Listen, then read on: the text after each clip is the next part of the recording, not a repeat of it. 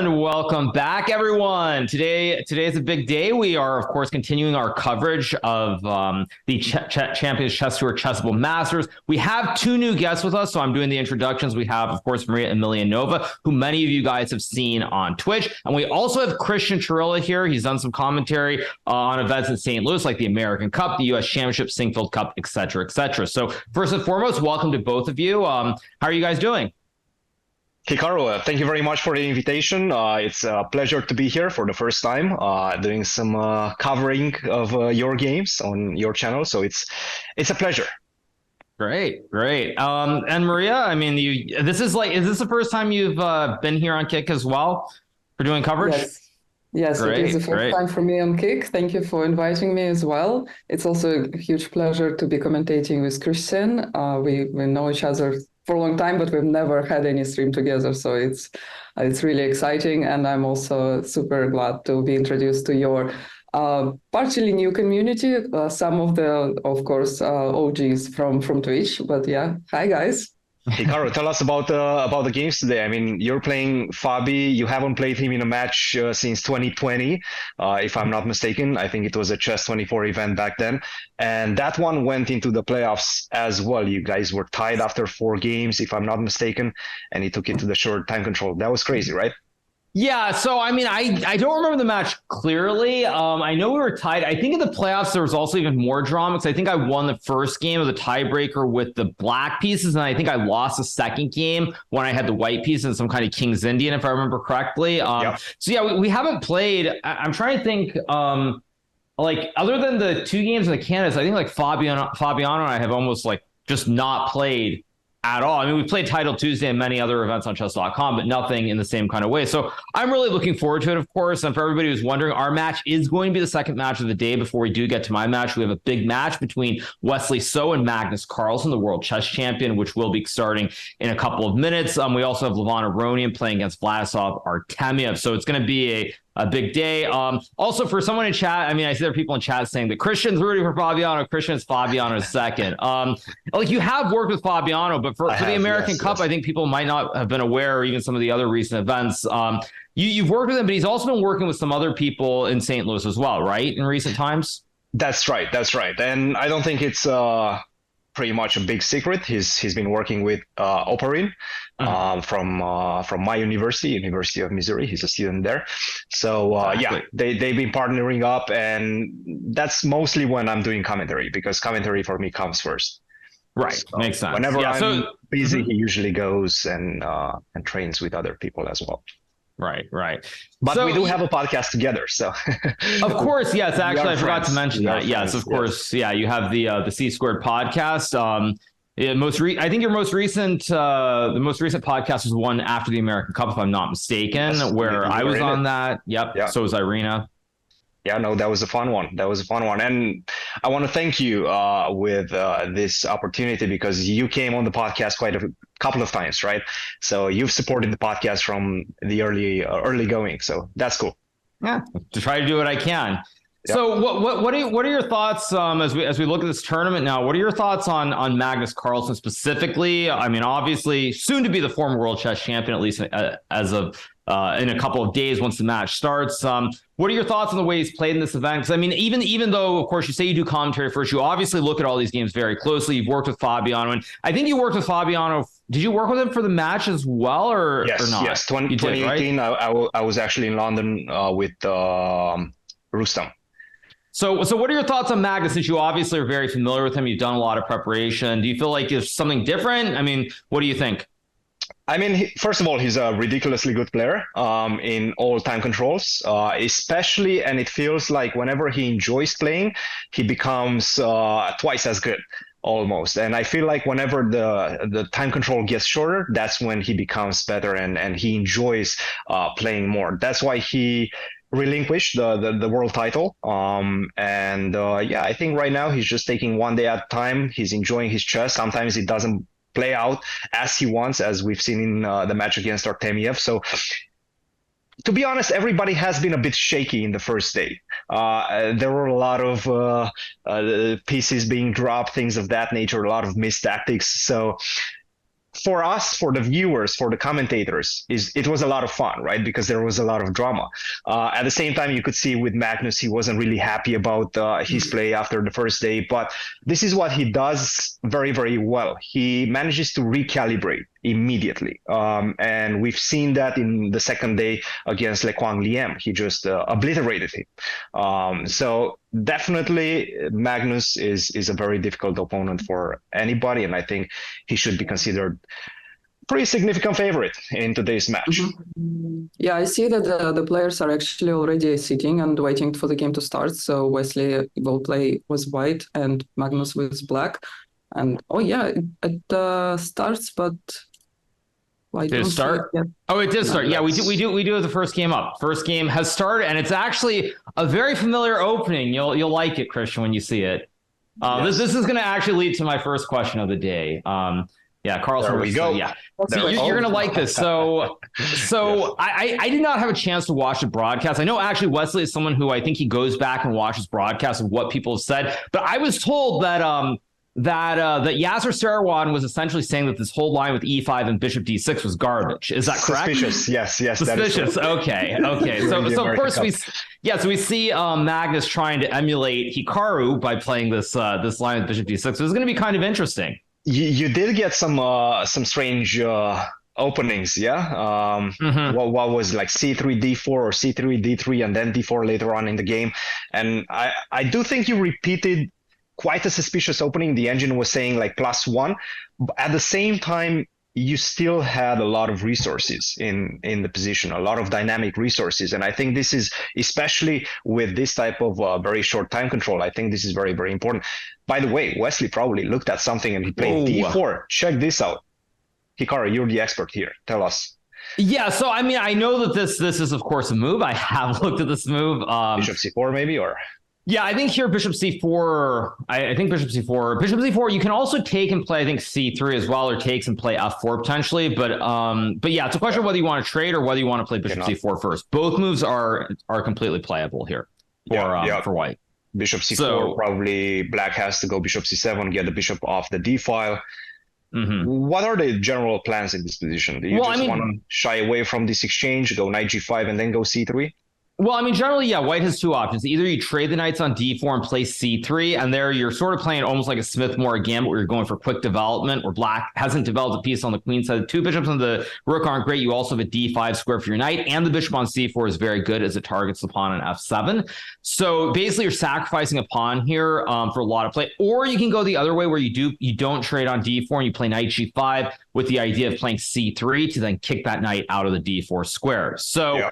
I will say, though, I'm extremely surprised by this opening choice from Magnus, specifically because there is pretty much a 99.99% chance that Wesley looked at this yesterday or the night before prior to his match against me, since I did play it against him twice during the American Cup. I beat him in both. I think I beat him in both of those games. Yep. So I'm actually quite shocked that Magnus is doing it. So we do get the knight takes d4 variation here. Okay, so we're going to get c takes d4, and then I would say almost for sure we're going to get c3. And by the way, we see knight takes d4 after like a 3-minute think, which is very unusual because you just mentioned Wesley was supposedly very well prepared against this line.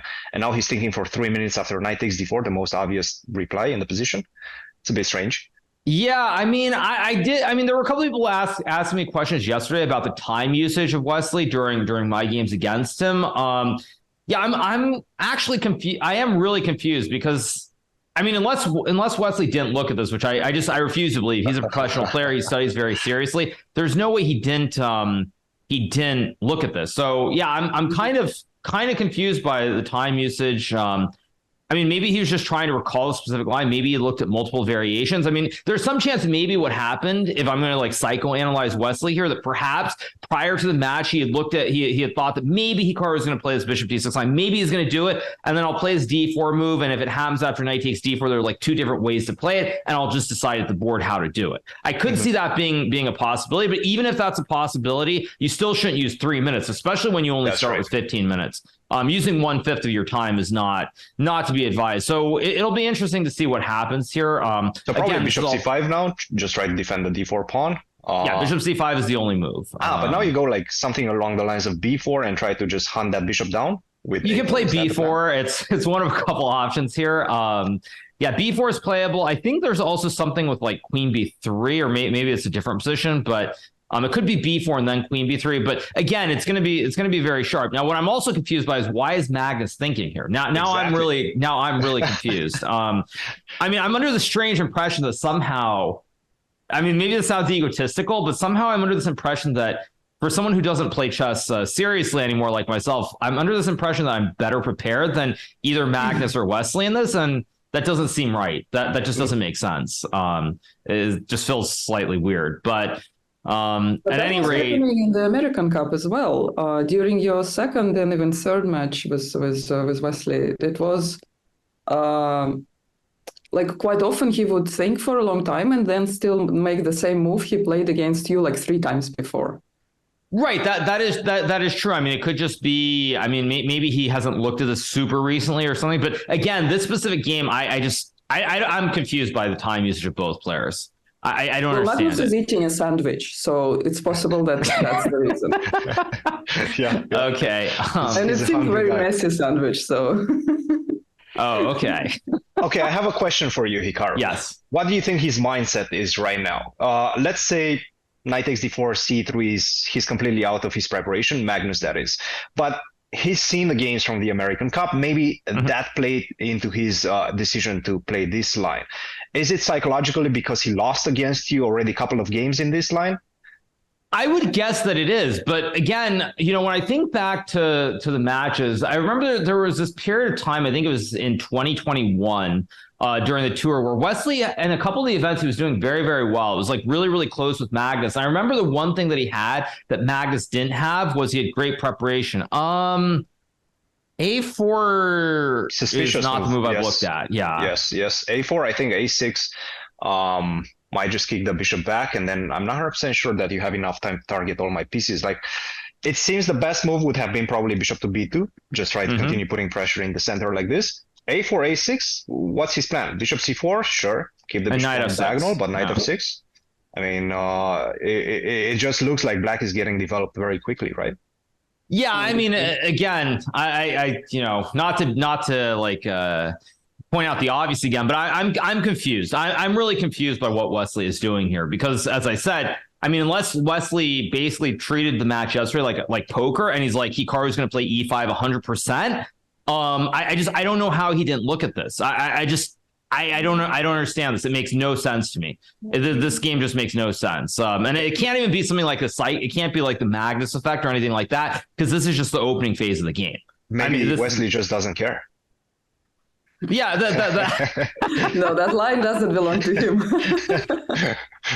Yeah, again, but also, I guess, though, to be fair to Wesley has played way too much chess in recent times. He's played, I think, every tournament for the last 3 months in a row. So, I mean, I guess there is some chance that he took a break and he hasn't actually looked at this variation. But still, it just seems bizarre considering he played me yesterday, and he had to think there was a realistic chance of me playing the Sicilian. Yep. And by the way, Magnus did play e6 quite quickly. We expect bishop c4, knight f6, something along these lines. But how do you continue the attack? So let's say you go a5, bishop a7, keep contact with the pawn on d4. How do you continue as white is the question. I just don't see a lot of ideas. Where do you put your pieces? Like, you can go bishop b2. I mean, I guess I see that at least the Ancients giving some very weird line with bishop g5 and something like castle cd4, bishop d4, and rook a3. I mean, maybe there's something like that, but it just feels really, really speculative. Bishop is still pretty strong on the d4 square. As long as you get d6 and bishop e6, I think black solves all of his problems, all of his opening problems. Yeah, it seems like it's easier to play for Magnus. Yeah, sorry, go ahead, Maria. No, I think Cristian was saying something. No. Yes, I completely agree with you guys. I think Magnus just probably won the opening battle, and we can see that reflected on their time spent as well. Wesley falling down under 10 minutes, Magnus still 11 and 37 seconds. So first game looking good for Magnus. Yeah, I don't know. I'm confused. I don't even know what else to say. By the way, for people in chat, I see a lot of comments. I saw like someone wrote this comment. They said Cristian looks like a movie star, but for whatever reason, he's doing a podcast with Fabiano. So for everyone who's watching, Cristian, of course, is a grandmaster, originally from Romania. Your peak rating was what, like 2550, 2560? 2576. Nice. I know it to the dot, yes, because immediately on the next list I lost like 30 rating points or something like that. I played my first Olympiad, and the Olympiad was just a complete disaster. Yeah. But nowadays I mostly focus on coaching, doing commentary. I don't consider myself a professional chess player anymore. I play one tournament maybe per year, During COVID, I played one tournament in 3 years. So it's kind of the extent of my activity. Nice. By the way, Wesley's tanking right now. Yeah, I mean, like I said, the only logical explanation I can come up with here at this point in terms of the game is really just that Wesley is just super tired. He's just out of gas, and he's not reviewing anything before the games. That's the only logical explanation I can come up with here, because it's really just inexplicable. I mean, I have no words for it. It's just not possible for him to do this, because there was at least probably a 50% chance that I could have played this yesterday. Maybe just too tired. He's played too much chess over the last 3 months. Maybe I think we should burnout. Go ahead, Maria. Yeah, maybe just burnout, where you just cannot find any energy anymore to prepare for the games. Like, you still come to play. And I even spoke with him in Berlin briefly and asked, like, do you like this format, the Armageddon? And he's like, not really. It's very far from like real chess. But they pay well. And then I asked him, do you like classical format? Like, do you prefer classical or rapid and blitz? And he's like, well, wherever I can go and like play for money, I will go. So it just seems like he's not finding pleasure in playing a particular format anymore, or just particularly playing chess. So it's like it just all becomes like a job for you. So once something becomes a job, and it applies probably to everything, Hikaru will definitely relate here as a streamer, that you still need to enjoy it, to do it every day in order to feel happy, and to come not as you're forced to do it, but because you love to do it. And maybe Hikaru, you can chime in on this one, because I feel this was perhaps, and I don't want to speculate or anything, but I feel like this was maybe your mentality when you started streaming as well. You wanted to have something on the side, something that can not necessarily distract you, but give you something else to look for as well. Not only opening preparation. Yeah, I mean, I think first things first is actually like the main reason I did it, to be completely transparent, is because basically chess.com, they offer me a little bit of money if I would just stream. So that's the first thing. I mean, it wasn't anything crazy, anything like that, but they offered me just a little bit of money to try it out. So that was the origins of why I did it. But as I learned very quickly, I actually did really start to enjoy doing it.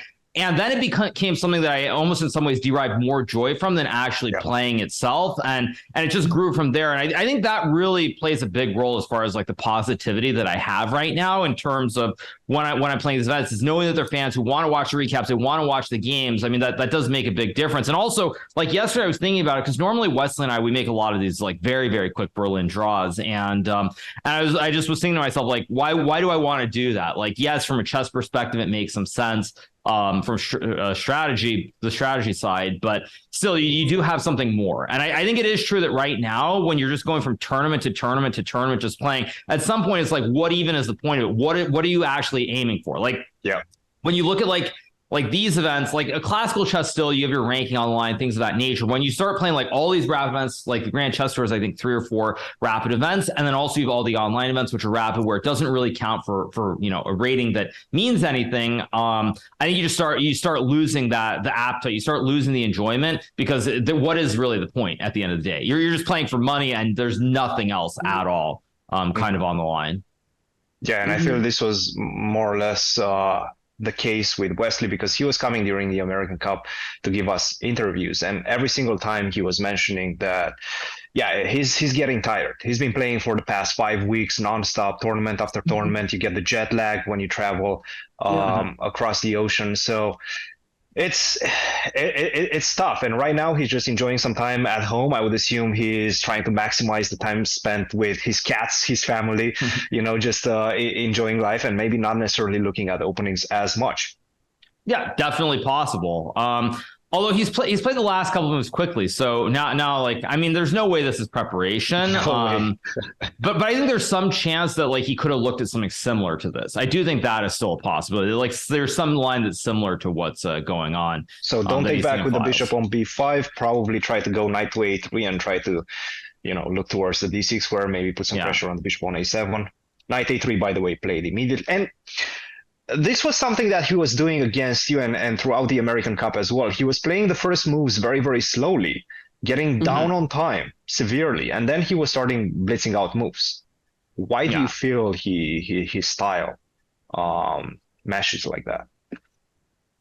Yeah, I mean, I don't know. I mean, Wesley, I feel like he's someone who generally doesn't play like that. I mean, it's maybe something has changed for him. But that's why, like, even though I feel like this isn't prep, I think there's still some chance that it's something that he's seen some variation like this before. Yeah, I don't know. It's strange. It is strange because certainly in my tiebreakers against Wesley, I think the biggest issue he had was that like I was always putting pressure on him on the clock, always. I mean, even the second match which I lost, he was way down on time. He was a little bit lucky in that first game, considering the time situation that I tried too hard to win, and of course, I mean, then I got blown away.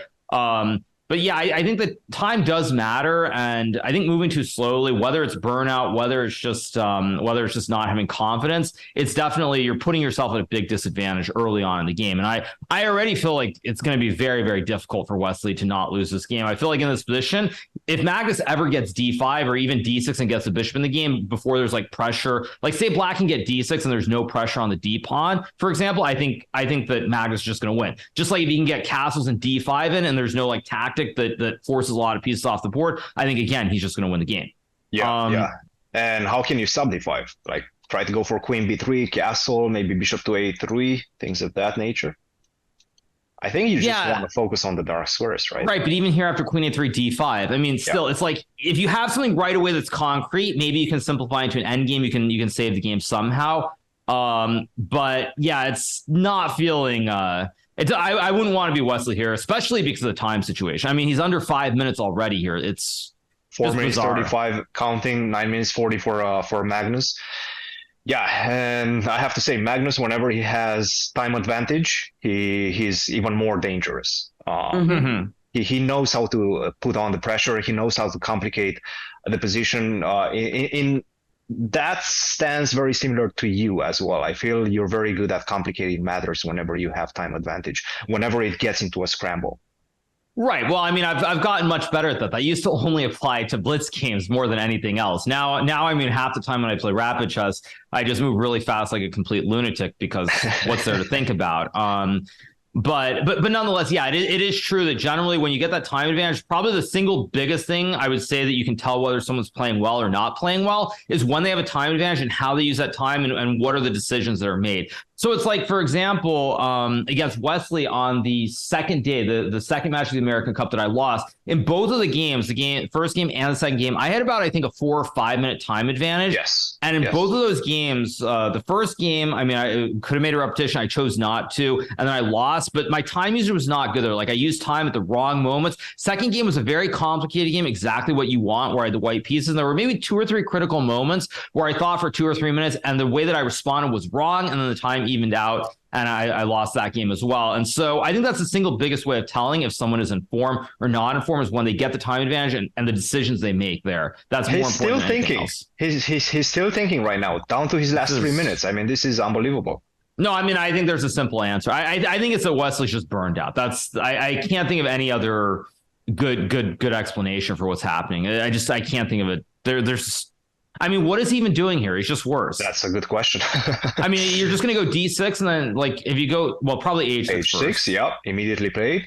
Now you have to give up the bishop. Otherwise, I think bishop g5, bishop h4, I might go g5, right? Yeah, g5, bishop g3, d6. And, You're down a pawn. Your bishop on g3 is bad. I mean, this is just he has to take. Well, at least he gets knight d5 in, and then maybe knight b6. Yeah, but you still have this guy to worry about.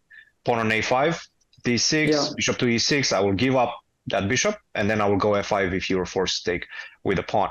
This one is looking really good for white. For black, excuse me. Knight d5, queen d8, by the way. I mean, I feel like if material was even here, I'm like, okay, black is a little bit better, but you probably can draw. But like the fact is, black is up a pawn here. That's the problem. So Wesley down to 220. I mean, this is rough. Very, very rough. Yeah, he really needs to find knight b6 here to at least attack on e5. That might be the only move. That might be the only move where you don't just lose here. Take. And he's thinking, so... Take, and now take on b6. Oh, he did not make it. Queen d2, I think he's just lost now. Because what's going to happen is like probably you play like rook fb1, but now there's probably something like bishop e6. I mean, probably you can play rook a7 first, but even bishop e6 takes f5 and e4 looks like it could get scary too. Rook a7 was played immediately. By the way, Magnus. Magnus is just so comfortably playing here. No, I mean, this is just winning because the bishop on c5 can never be removed. It's always looking at the pawn on f2. Once you open up the f5 with f5, I mean, it's GG. Yeah, queen h4, f5, and it's game over. Bishop b6, queen h4, get the king out if you want to off this, let's say, perilous diagonal. But this one is looking beautiful. By the way, wait a minute. That's a double attack. Can we do this? f3 and maybe f5? No, now you just take. Maybe this is not good. Yeah, nonetheless, so I mean, now of course you're gonna probably see Magnus use the time because like he definitely can sense that he's much better here. And now it's the time where with 7-minute time advantage, you use that time and try to immediately played. Wow. I was gonna say you use that time, but apparently not. Doesn't need time. By the way, once you play f3, this king on h1 is starting to feel really unsafe. Yeah. I think you're just lost. I don't even know what you're supposed to do here because you can't play. I mean, h3. You don't even have to play bishop takes h3. But I mean, something like h3, bishop takes h3 looks bad. What else are you moving exactly? Like you can't really push pawns on the king side. You can't move your knight. Like he just wants to double up and take the pawn. Queen d8 and rook takes a5, something like that. Yeah, queen d8 played. Yeah, because again, with the main problem white has here, and this is like this bishop versus knight situation. This bishop on c5 is just so strong, and you can never trade it off. It just sits here for forever, in perpetuity, which is why, like in chess, we oftentimes say the bishops are better than the knights in open positions. And I think because of that bishop alone, it's just I don't even know what Wesley's supposed to do here. You cannot defend. Rook b5, bishop d7, rook a1, bishop d4. It's his idea to double up on b file, but then he's gonna lose due to the exposed back rank. Yes, maybe. But how do you do it? You can fight on, but I mean, the problem is you're just suffering. I mean, this is nothing but pain and suffering. I mean, especially against Magnus of all people, that you can be down a pawn in this kind of situation. I mean, it's just going to be nothing but suffering. And now I think this just loses. No, now rook a5 and rook a1, and there's probably some bishop g1 trick or something. So take on b7. Rook a1, king h2, bishop. You don't have. Oh, you even have queen. You even have queen h4. It just wins. Yeah, it's just instant death. Yeah, it's just over. Queen h4 here, or no? You trade everything off. Rook takes a5. Rook takes. Rook b7. Rook a1. King h2. Queen h4. Nice. Lights out. Lights out. And bishop f2 next. Yeah. Bishop f2 or bishop g1. This is game over. Finito. Yeah, this is calculating right now. I mean, Wesley down to his last 59 seconds, 8 minutes and counting for Magnus. Yeah, this one is GG. And by the way, you mentioned something before we went live. This is a 2-game mini match. So if he wins this one with the black pieces, I mean, good luck beating Magnus with black. Oh, actually, you're right. There's that problem too now. Yeah, I forgot about that. Yeah, that is a slight problem as well. Yeah, and it's actually... It's very interesting, but I don't remember this happening in any other event before. So far, all the games that were won with black pieces. That is true. Yeah, there have been a lot of victories with players. And Levon is also winning now with black, it seems, against Artemiev. So then I guess, so then I'm probably going to leave pretty soon if that's actually the case, because it doesn't look like we're getting any Armageddon today then. Well, at least So not that these means that matches. once those games are finished, once those 2 matches are finished, then you're going to start your matches. Correct. Yeah. So that's probably going to be something along the lines of, if they finish it within 2 games in about half an hour, right? Roughly, yes. Yes. Cool. Yeah, bishop takes a2, maybe queen to h4. Try to set up this bishop takes h3 idea. This is not looking. By the way, rook takes a2 is also an idea. Take queen e1, and there's going to be a nice checkmate via bishop. No, I mean, e1. even in this position, it's so bad that you could probably even play just sack the exchange and play like queen g5 or queen h4 anyway. And I'm not even sure that black might even still be better, even there, down in exchange, just because of where the bishops are on the white pawns and the king. Yeah. It speaks to how bad the position is. Mm-hmm. Yeah, after queen h4, definitely rook a2 is a threat with queen a1 and then bishop f2. Yeah, so I guess you have to defend with rook to b1, maybe something like that. Yeah, the bishop takes h3 now. There's too many threats. I mean, the best thing you can get is this endgame. I'll pick up all your parts. He'll play queen h4, and I mean, Magnus is probably just making sure of it, but he's probably just making sure there's no trick like queen h4 knight e7 or something like that. That's probably the only thing he's thinking about right now, and he does play it. Queen h4 is on the board. Yeah, no, this is Wesley might even resign. I cannot see him finding anything here. Yeah, no, I mean, nice game by Magnus, but I have to say, Wesley made it quite easy with his opening choice. He gave up a pawn, then didn't know what to do after knight takes d4. It just doesn't seem like he was ready for this one. Yeah, and again, though, I would say, I mean, the only explanation I can come up with is that he's just burned out and he's just not doing any preparation, because there's if Wesley is sharp and he's preparing the way that he should be, there's zero chance that he didn't look at this yesterday. Zero chance. So apparently Magnus plays king h7, which isn't best, but it's still so good that it doesn't matter. Yeah, and he's just putting pressure on his time. Rook to d2, bishop to d4 is a move. You have so many ways in which you can. I mean, I guess f5 will open up the light square diagonal, so you probably shouldn't do that, but there are many moves here. Yeah. So bishop d4, let's say you go rook to c2. How do you can you maybe finish the game? You could probably take the knight even. Just take. Well, no, because then rook a1, there's rook c1. I'll take here, yeah. Yeah, I was thinking takes in rook a1, but there's still rook c1, and white can hope to survive there. So you don't want to do that. Yeah. Can you go f5? Probably not. Can you try to get this rook? Yeah, I was thinking, can you play rook a3 to go rook takes f3? That's pretty rough also. Feels like he can even go for something crazy like h5, g5. I think rook a3 is on the board. Yep. You have to defend the f3 pawn, something like queen e2. There's even bishop takes d5 takes and queen f4, and something bad is happening on the king's side. Rook takes plays rook b3. Now he can just take on bishop f2. Oh, bishop h3, gh3, bishop f2? Ooh, or rook b3 and bishop f2 also. I mean, all roads lead to Rome with bishop f2 somewhere. That's nice. Very nice. Yeah. Yeah, bishop rook to f3 b3. immediately and bishop h3 is coming. Yeah. And there's absolutely no way to get out of this. I guess you can try to run, but I don't think you're going to be able to hide. Check this bishop e1's nice. It's nice to run here. Yes. Rook to b3. Magnus down to his last 4 minutes and 20 seconds. If Wesley manages to survive this, I mean, yeah, that would be the biggest miracle ever. But that's probably not Magnus needs another 5 sandwiches for that. If Magnus had maybe like 1 minute here, I could see some small chance of it. But with 4 minutes, I just don't see it happening. Again, bishop takes h3 and bishop f2 is winning, it looks like. I think this is what he's worried about. It's just about this king hunt. That maybe he doesn't have the energy or the will to calculate all the way into the end.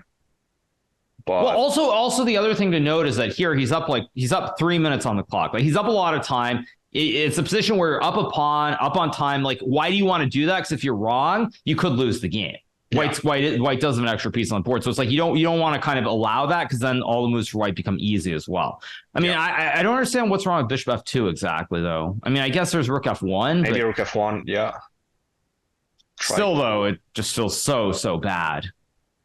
It feels terrible. And I think it's on the board actually. Bishop f2, rook f1 is on the board. Okay. So now he has a couple of options, right?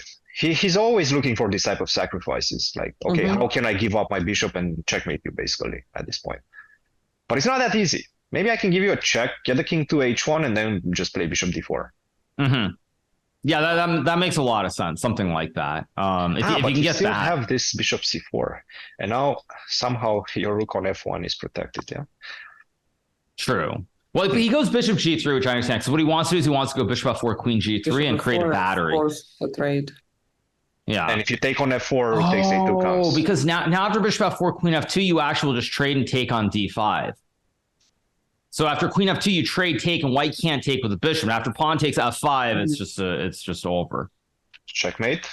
Yeah. If you take with the pawn, then this one is a technical. Yeah, I mean, this is exactly what's happened here. Yeah, and now you just go f5, and it's just very easy. Or bishop g3 first, I guess. Ooh. Because if you go f5, white can maybe go g4. So he stops g4 first, and then he's going to play f5. That's how he's doing it. Yeah. And very nice. And then just bring the king, right? Bishop b1. Okay, he's trying to put the rook on a2. Yeah. Yeah, probably just like, I don't know. I mean, rook b7 wins, rook c7. I mean, every move wins here. Probably rook b7, bishop c2, rook b5 is one of the cleaner ways, I think, to win. But we'll see.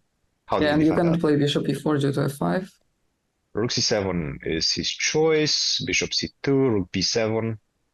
And now he doesn't allow even bishop e4. Rook c7, rook c2, bishop b7, rook b7, bishop a2 was the sequence. Okay.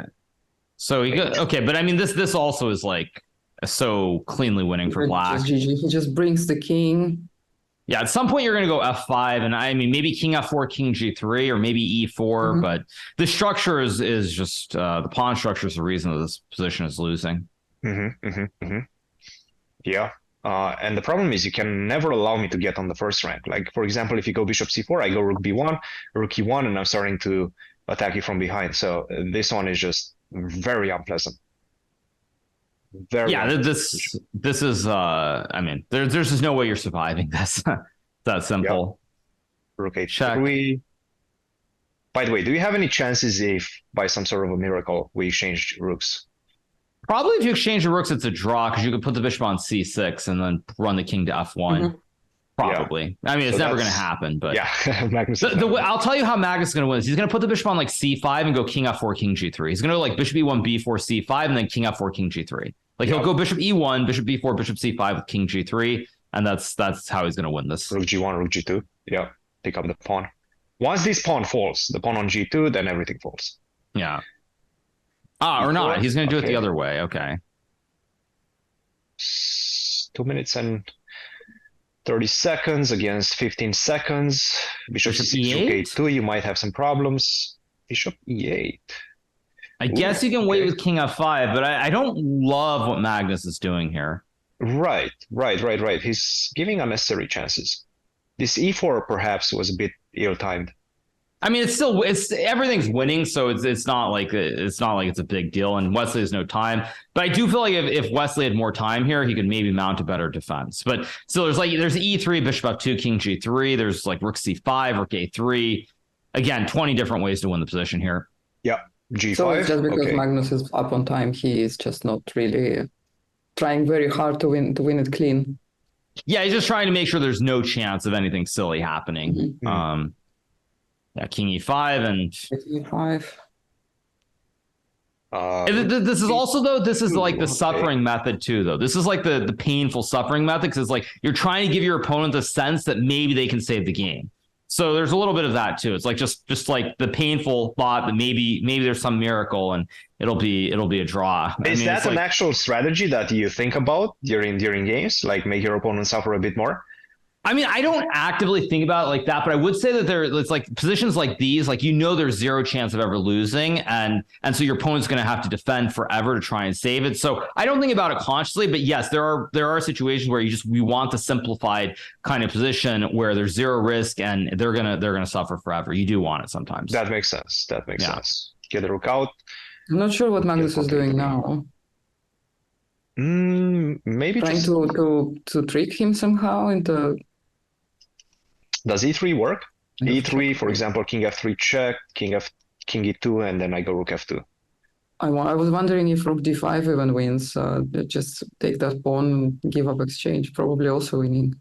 Bishop c5. Okay, so now he's gonna push e3 with rook a2, and he will win this game. And once you check me, I probably will head towards g3. Yes, like if you or go d4. I mean, anything. Anything wins. Yeah. This one is looking good. Yeah, this one is looking good for Magnus. So the other game did. I'm just pulling it up to see what happened. The other game is Levon is going to win his game. He's going to win. Should we stay with this one, or should we move the? We should move to the other one because that's still going. Magnus won already. Magnus won already. Got it. No. So now we have Aronian versus. There we go. Okay, so Levon is looking good with the black pieces. 3 minutes against 4 seconds. Exchange up, no compensation. This is over. Also, yeah, I feel like Levon is Artemiev's kryptonite. Really, I've never seen Artemiev win a game against Levon. He's always getting completely destroyed in the opening.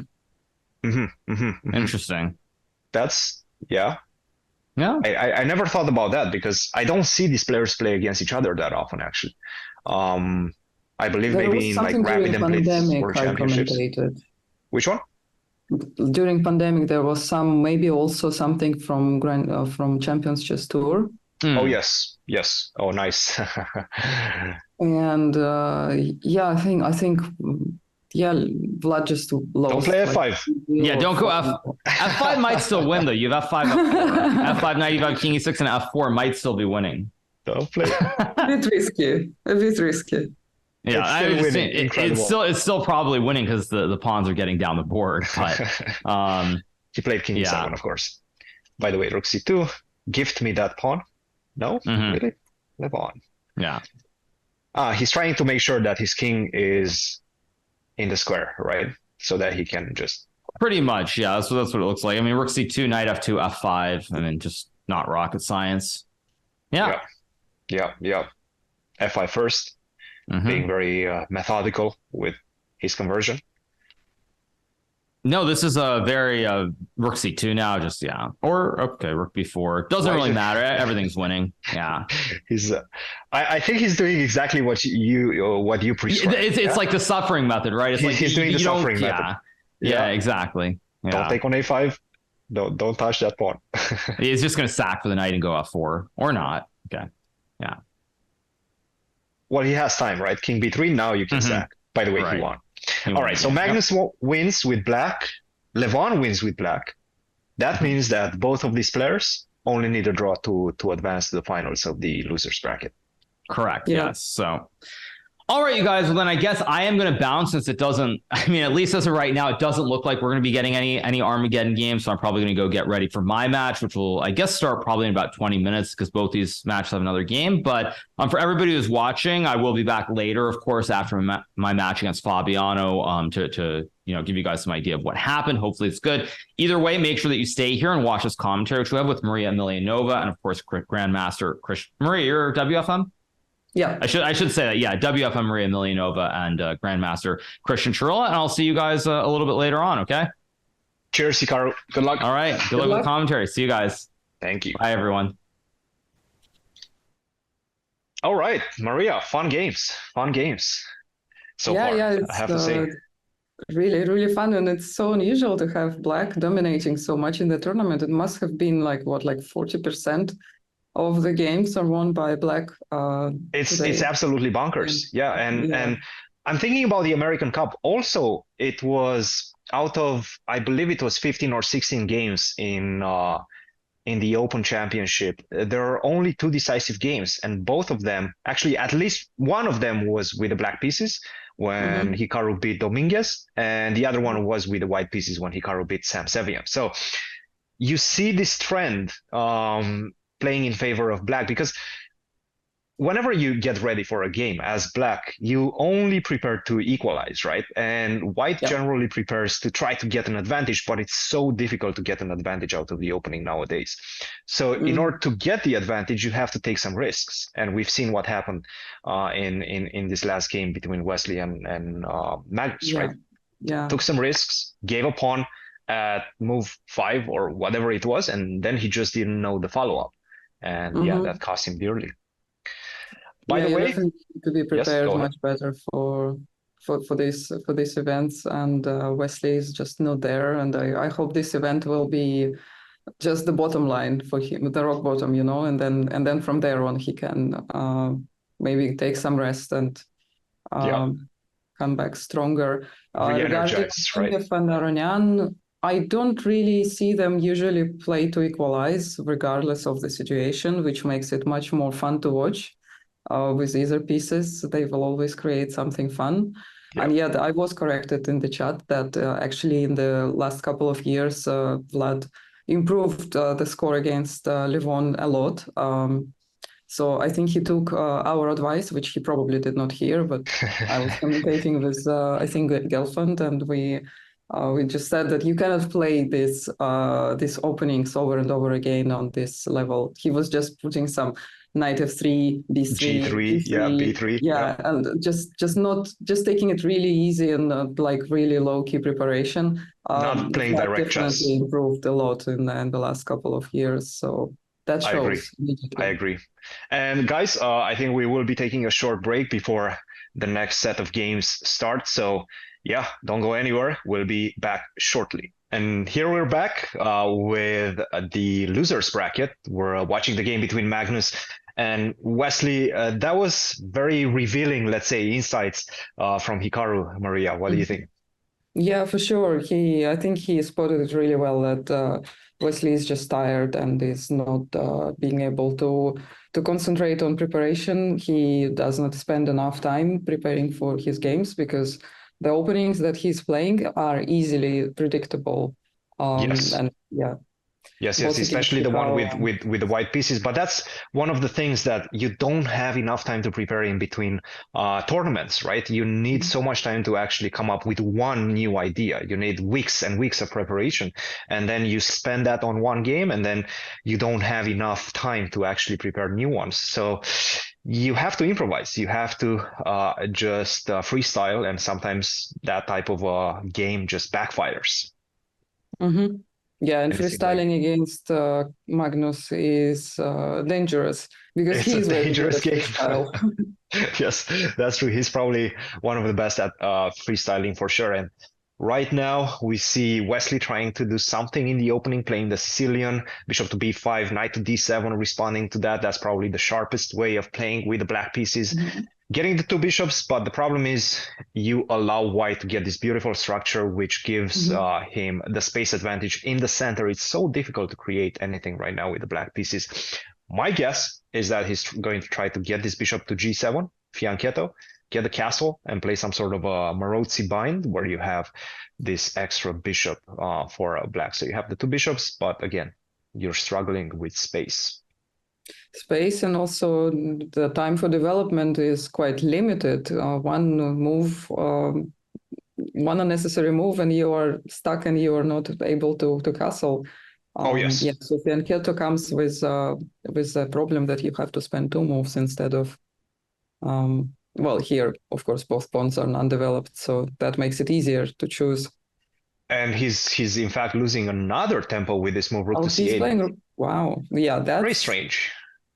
Quite dangerous. He's not really threatening anything, or is he? No, e5 is not a threat. No, e5, I can just simply go queen d3. Yeah. I might even be able to give you the pawn with queen to d1 and just play for speed, right? In the give back with sacking a pawn with white as well. Yes, exactly. But the big difference is that Magnus only needs a draw. So whenever he's going to see that opening to make a draw, he's going to take it. Whenever he sees a way to simplify the position, he's going to take it.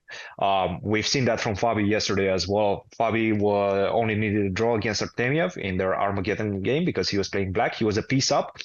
In the end game, absolutely no problems, and he took the repetition. Very professional. These players only want one thing, and that is to finish the match. If they know how to finish the match in a win, they're going to take it. Yeah, finish the match, secure a win, save Secure energy. the win. Yes. Yeah, limit any chances for the opponent. Yeah. No, absolutely. And by the way, he's taking a completely different approach. He's playing this E6 instead of what we more or less predicted with G6. Well, it kind of creates this weakness on D6, but on the other hand, you cannot really not develop the pawn on E7 at all, because then the queen's life is really limited in possibilities, right? Yeah, that's true. That's true. So the question is, how do we take advantage of this pawn on D6, this newly created weakness? Perhaps an idea is to just castle and then go B3, bishop A3, bishop D6. Try to put some pressure on that guy on D6. Now,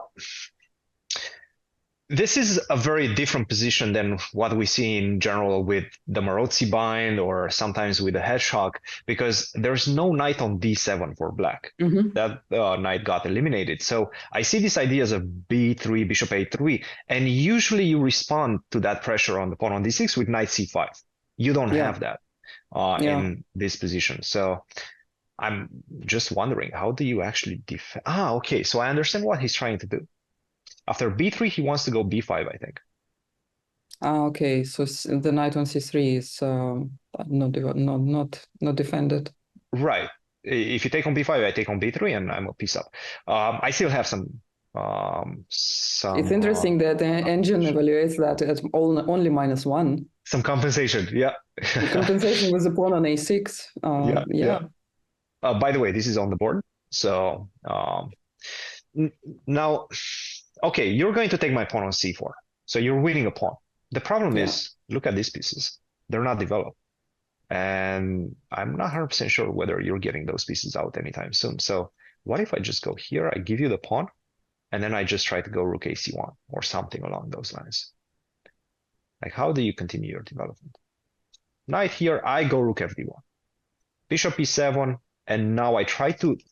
It's all about the pawn on C4. How do I take the pawn on C4? I don't want to take it with a pawn because that's going to give me a weakness forever. So what I want to do is get it with a piece, most likely, to keep the C file open and maybe put even more pressure on D6. Yeah, that pawn won't be living for a long time. Maybe this, knight D2? Yeah, with knight D5 idea. Yeah, if you take, I will go knight D5. Yes. Yeah. By the way, we have a completely different move. Wow. E5. Oof. Magnus is getting spicy. He's really trying to simplify the position as much as possible. I did see there was a couple of games actually played in this position, but instead of E5 in both games, there was another move played. Yeah. No, E5 is a very direct not bishop way. A3, by the way. Not bishop Not A3. bishop A3. No, interesting. Was it bishop B2 or? Bishop B2 and another one knight E2.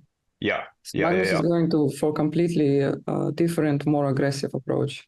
By the way, this is a nice trick. If you go D5, this looks good, but check this out. Puck. And now queen takes G7 wins the game. Nothing to stop me from picking up the rook. So that's a nice trick by Magnus. Pretty much forcing matters. I think the only move he can play in the position is to take on E5. Okay. So Magnus is doing the very smart way of simplifying the position, exchanging as many pieces as possible. Exactly. Yeah. No, he's good when he needs to clean the game. Whenever he needs to kill the game. Excuse me. Yeah. And this is exactly what he's doing. The thing is, the bishop on D7 has no way to escape exchanges, because if you try to move it to B5, then A4 is an option. Precisely. Then you have to go back. You have to go here, and then I can take on C6. Yeah, very right about that. No, this one is looking good for Magnus. Wesley down to his last 10 minutes. Magnus with 12 minutes on his clock. So building that time differential, but also the position is not inspiring for black. Again, you're down in development. You haven't developed any of your pieces. It just seems like, yeah, he's in big trouble. Should we look at the other game as well, or should we stick with Yeah, I just had a this quick one? look. I think it's quite interesting to see it. How is that one looking? Yeah, We can. still one has an isolated pawn, Mhm. also Let's see. Sicilian. Also a Sicilian. Let's see how we got here. So the Alapin by Aronian.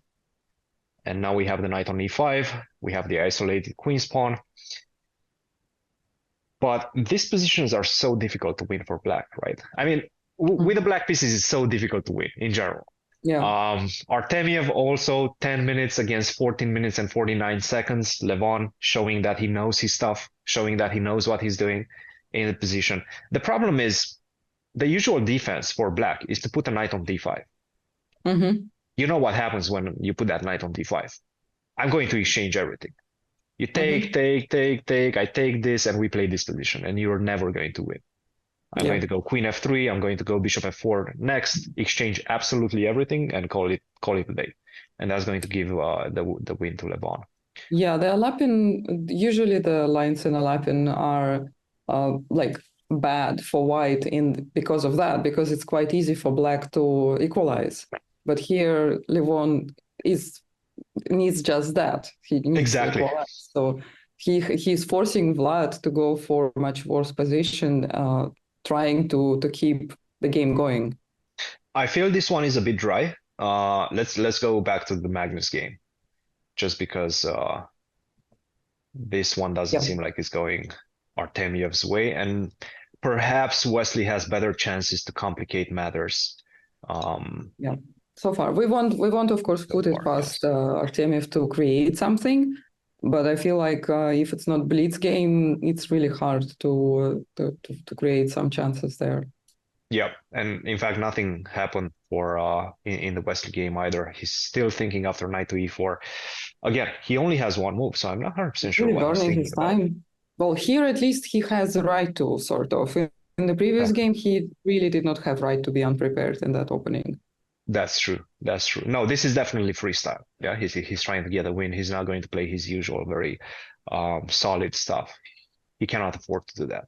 Yeah, take on e5. We're expecting knight takes e5, which he did.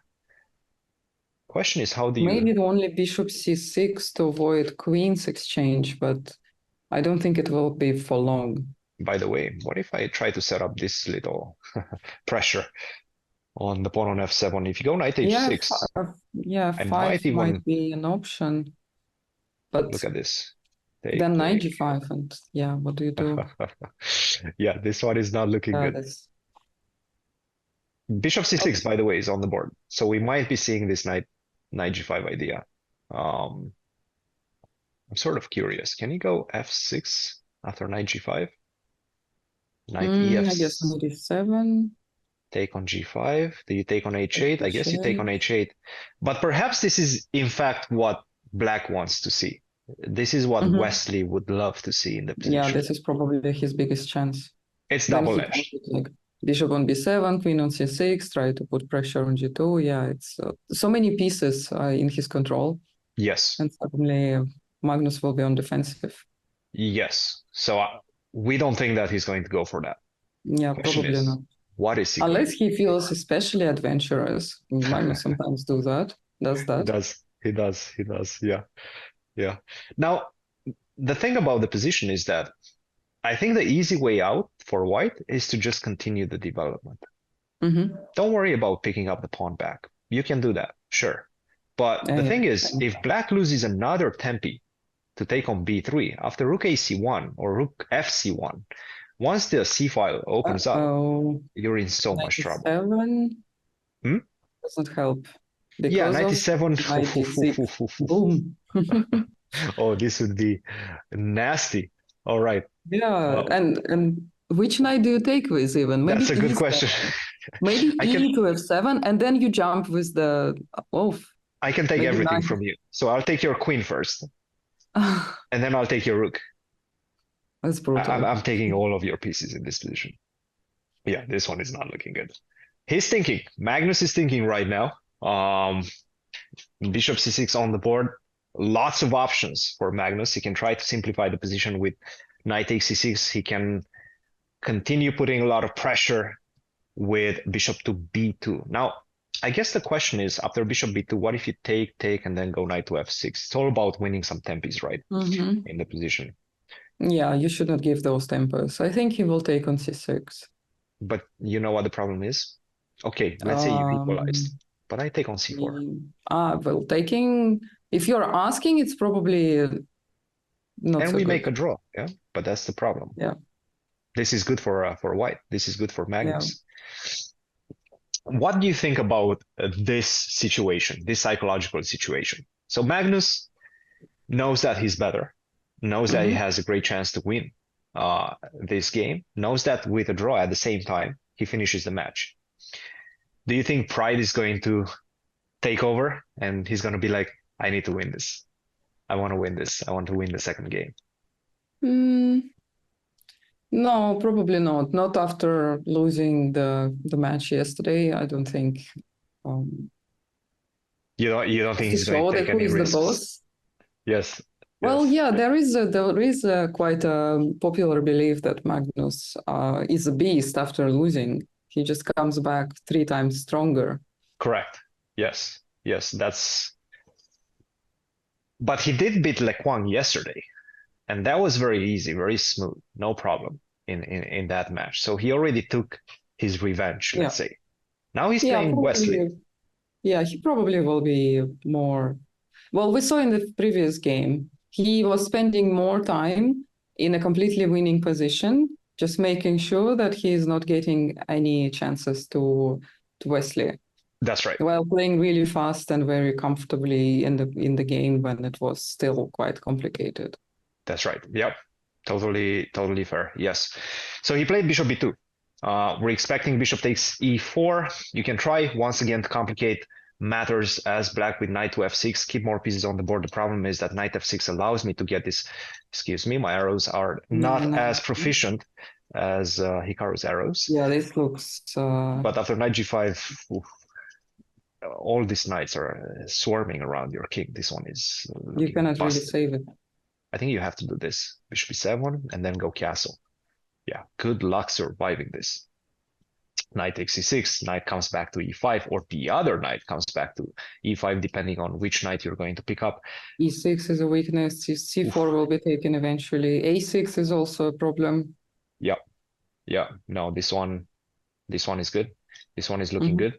Bishop to b2, and by the way, Wesley dropping down to his last 6 minutes. Against 9 minutes for Magnus, and the position, I have to say, it's not necessarily hopeless. I wouldn't call it hopeless, because if Wesley plays against me, he's still probably gonna beat me with the black pieces as well. You know how it goes against these top level players. But he's playing Magnus, so that's a significant drawback for his chances. Have you checked? Magnus only needs a draw. Have you checked the Artemiev game recently? Do we have anything interesting going on there? No, not much. Not much has happened. As you said, it's really hard for Artemiev to create any chances. Once, let's see. Okay, just 1 second. Once, all right.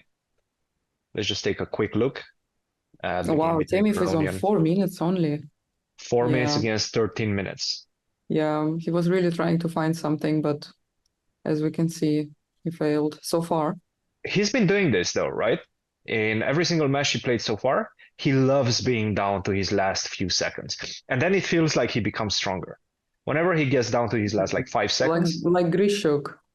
Sort of, yes. He is some sort of addiction.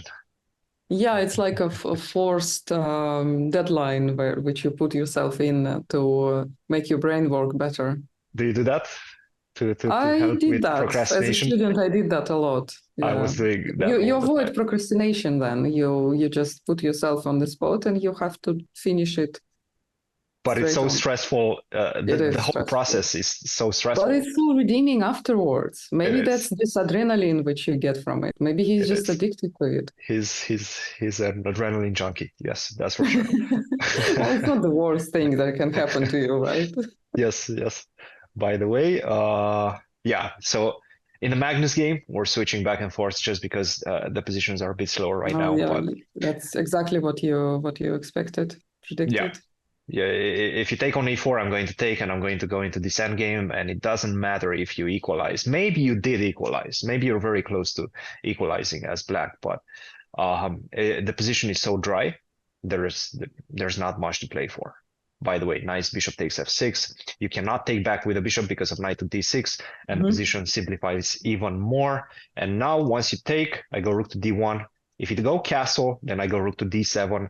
If you try to stop me from going rook to d7, go rook to d8, then I would say thank you very much. We're going to exchange some more pieces, and I'm going to get closer to the goal You can as try white. to stop with rook c7, but then probably rook c1. Now I even have knight to d6, right? And it's knight d6, that's right. Knight to d6, you have to go king to f8, so it's not that clear. You're not going to take, because this is obviously an easy draw, but you will be going king to f8.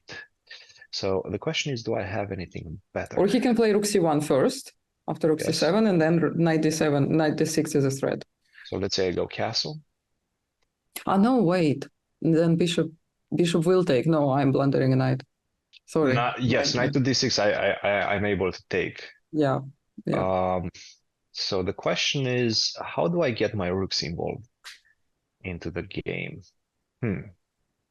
By the way, I do think that rook ac1 castle is on the board. So Magnus right now basically just wondering how he can exchange some more pieces. And I guess the easy way is to just get the king. Get the king in, he's lifting the d rook. Rook G3 here, maybe idea? looking at rook to g3, maybe just double up on. You know what the problem with black's position is that this knight on c4 just blocks everything that you ever want to do offensively as black. You don't have access to the c file. That's a problem. And how are you going to create anything in the position? I think rook to d1 followed by rook to d7 is just the easy way out in the position. Another way is to go a4 and just say that, okay, you created a new weakness. You just put it in the attack zone of my knight on c4, right? So that's an immediate target that you're going to have to spend some resources to defend with bishop b4. Yeah, like bishop b4. But yeah, I like the rook d3 being a multi-purpose move because it kind of hints at rook g3 idea.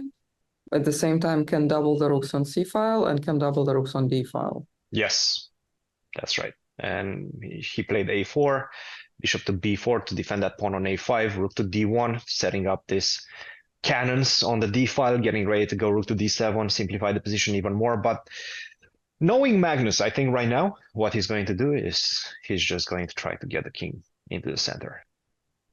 That's one thing he does very well and he loves doing is improve his position to the maximum and only then do something straightforward like rook to d7. Improve the position to the maximum first and then try to go for the simplification. Yeah, and he has all the time in the world here, all the time on the clock and the time in the position, because black cannot create anything. Yes, that is also very true. G3, H, rook to c8. But that's the thing, yeah? You go rook to c8. What are you doing on the c file? My knight is protecting everything, all the entry squares. Yeah, I'm not sure what he was planning, but he's getting his one pair of rook straight again. Again trades. Yes. Less and less chances for Wesley. King g2. I mean, this is just very clinical by Magnus. He's not giving Wesley any chances. Yeah, in normal classical game, they would have agreed on a draw maybe like 10 moves ago. Yes, that's right. I mean, they would find the simplification very soon. Something like rook to d7, rook to a8, you go bishop c3, I take on a5, you take, I take on b3, and then we make a draw, right? That would be the simple way out for both of these players. The problem is that a draw just helps one of the players, and that is Magnus to advance and take the full match home. H5. Are we stopping that with H4? Or do we go for the attack on the A5 pawn? H4, he says. None of that. H4, yeah. By the way, just to give you guys an update, it does seem like the other game has entered some sort of an end game as well, 2 bishops versus 2 knights, simplified position, but Artemiev seems to be getting some chances. So we'll be moving to that one after this one. Yeah, we can move to this one. It actually looks quite nice for black. To be honest, I might have picked black if I were given a chance. Yes, I completely agree. It's quite rare that 2 bishops are so much dominated by the knights, but here it's exactly the case. And Artemiev has the nickname on some websites, Konya Vlad. Yes. Kon means a knight. It does. Okay, so I didn't know that. He really loves knights, and he is, well, the same as Alexander Bortnik. They are quite known for playing really well with knights.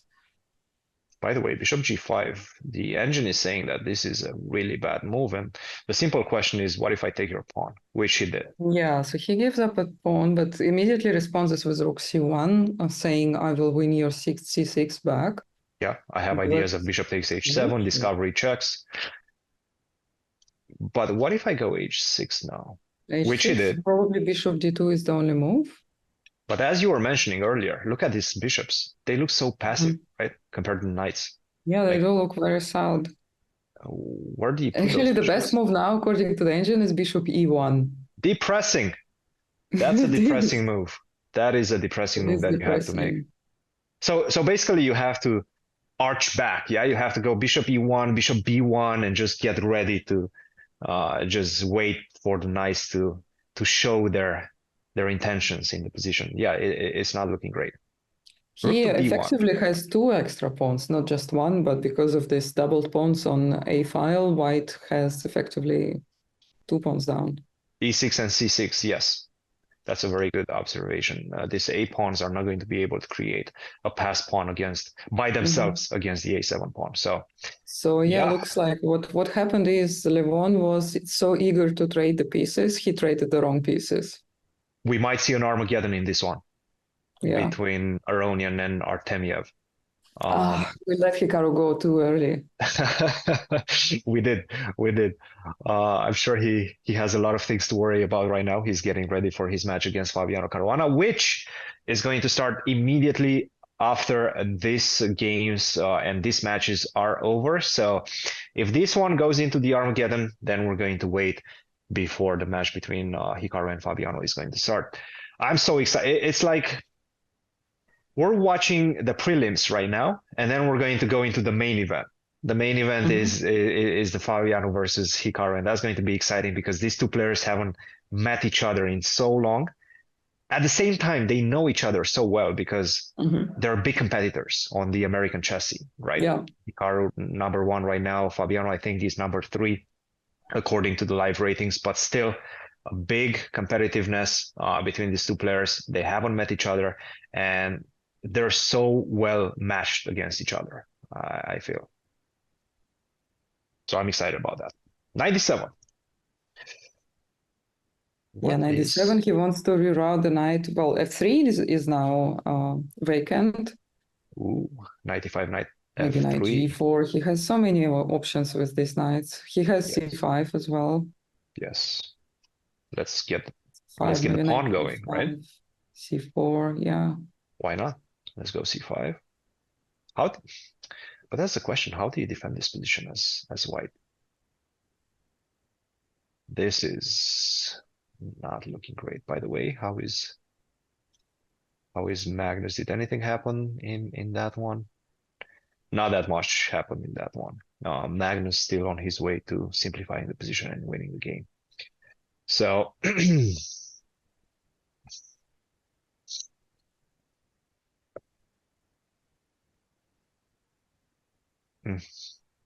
c5, okay. By the way, c5 was not played. Bishop d3, rook to b6 was played. What do we think about this? Okay, maybe this is not the most accurate, but it still feels like Levon is not. Well, he avoids trading the rooks now. It's funny that he is not now. He's not the one who is initiating a trade. Mm-hmm. Because Vlad knows in the end game, his two knights are definitely stronger than the bishops. Levon only has rooks left as active pieces. Mm-hmm. So it will be Levon who will now move the rook away, probably avoiding a trade. Rook bc1, yeah? Probably. Something Because like rook that. b8 is coming. That's true. He By the way, needs to create counterattack on c6 to prevent rook from infiltrating to b2. he needs to do something. Yes, he needs to do something. The problem is that there's a saying, in bad positions, there's no good moves. And it seems to be the case in this one. It's just you have to, as Hikaru was mentioning earlier as well, you just have to sit and wait and suffer. And yeah, he's going to have to get used to suffering in this type of positions right now. Levon Aronian on the back foot, but with a significant edge on the clock. 5 minutes and 20 seconds against 1 minute and 10 seconds for Artemiev. Rook d to c1. What about rook to b8? Yeah, I guess he double just trade, then c5, but then rook b7. Okay, so Levon has still some chances. Oh, for sure. Yeah. No, I mean, by the way, rook cb8 was played. He's forcing. He wants to reconnect his pawns. And you cannot take on c6 because of knight to e5. That's a double attack. So this is his plan. Okay, so Levon took, and he took immediately with the a pawn. Nice tactic spotted by Artemiev. Very sharp, because right now this b6 pawn is so nicely protected by the knights. You will never be able to create any attacks against that. a4, I attack your pawn on a4. You can still not take on c6. And Levon is saying, I'm giving you another pawn. Yeah. Just so that these two pawns don't stay connected. He cannot still take on c6 even, yeah. You cannot take on c6. You still cannot take on c6 because of knight e5, which finishes the game on the spot. So, he took. He took. Oh, this is game over. Rook a6, rook a6. And knight f3. He forgot about. Oh. He missed knight f3. Oh my goodness. He missed knight f3, and this is GG. And this is game over. Resigned. Artemiev takes the full point and forces Armageddon against Aronian. What a game. Wow. With the black pieces. And can we quickly have a look? We probably don't have much time before the Armageddon, but can we quickly have a look? Where did he go wrong? Sure. Yeah. No, of course. By the way, Magnus did draw his game against Wesley, so he advances to the finals of the losers bracket. I think it's the finals. I might be wrong about that. It might be the semifinals. We'll check that in just a second. But all right, let's see. Okay, maybe this was queen to g4, bishop to c6, take on c6, g3. Okay, h4. Everything looks good for white. Queen a3 maybe was a mistake. Knight to e4, bishop to e7. It seems like this move, knight to c5, just doesn't connect very well with your last few moves. Yeah. You're creating a weakness for no reason on c5. Yeah, he just really wanted to trade pieces. Yes. And Artemiev just was like, Artemiev captured in like 10 seconds. He did. He was like, yeah, I'm keeping my knights. I'm happy. This is 5 is a weakness. And then, we were just a couple of moves too late to see that. Things like Levon just was too impatient, and knight c5 and queen a3 basically threw away the game. That's a good point you just made. He was impatient, and he was also playing very, very quickly. As we can see on the clock, Artemiev had 3 minutes at this point. Levon had 11 minutes and 36 seconds. So he barely spent any time up to this point. And now he's in a worse position. Now he has to scramble his way out, and he wasn't able to do so. Very intriguing game, very intriguing match between these two players. We're going to see an Armageddon in just a few minutes, but before that, we're going to take a short break. Don't go anywhere. Don't go anywhere. And here we are. We're back with the Armageddon game between Artemiev with the white pieces and Levon Aronian, and we're still waiting to see what the official bids are. The way it works, both players bid for the chance to play with the black pieces. They start with 15 minutes, and you can bid lower than that. Whoever wins the bid gets the black pieces and gets draw odds, and they start with the time that they bid with. So the lower bid wins this process. We don't have any official. It looks like they started with 15 versus 7 minutes for Levon, 7 or 8. I can relay the moves. Very low bid. Yes. Yeah, I can relay it. D4, knight f6. D4, knight f6. C3, d5. Mm-hmm. C3, bishop f5. Mm-hmm. Queen b3, e6. Oh, I think the moves are coming. We might be getting some games. Yes. Yeah. There we go. So how did we get here? Bishop f4, knight bd7, e3, bishop d6. And now we have this position. By the way, there's no increment from my understanding in the Armageddon, right?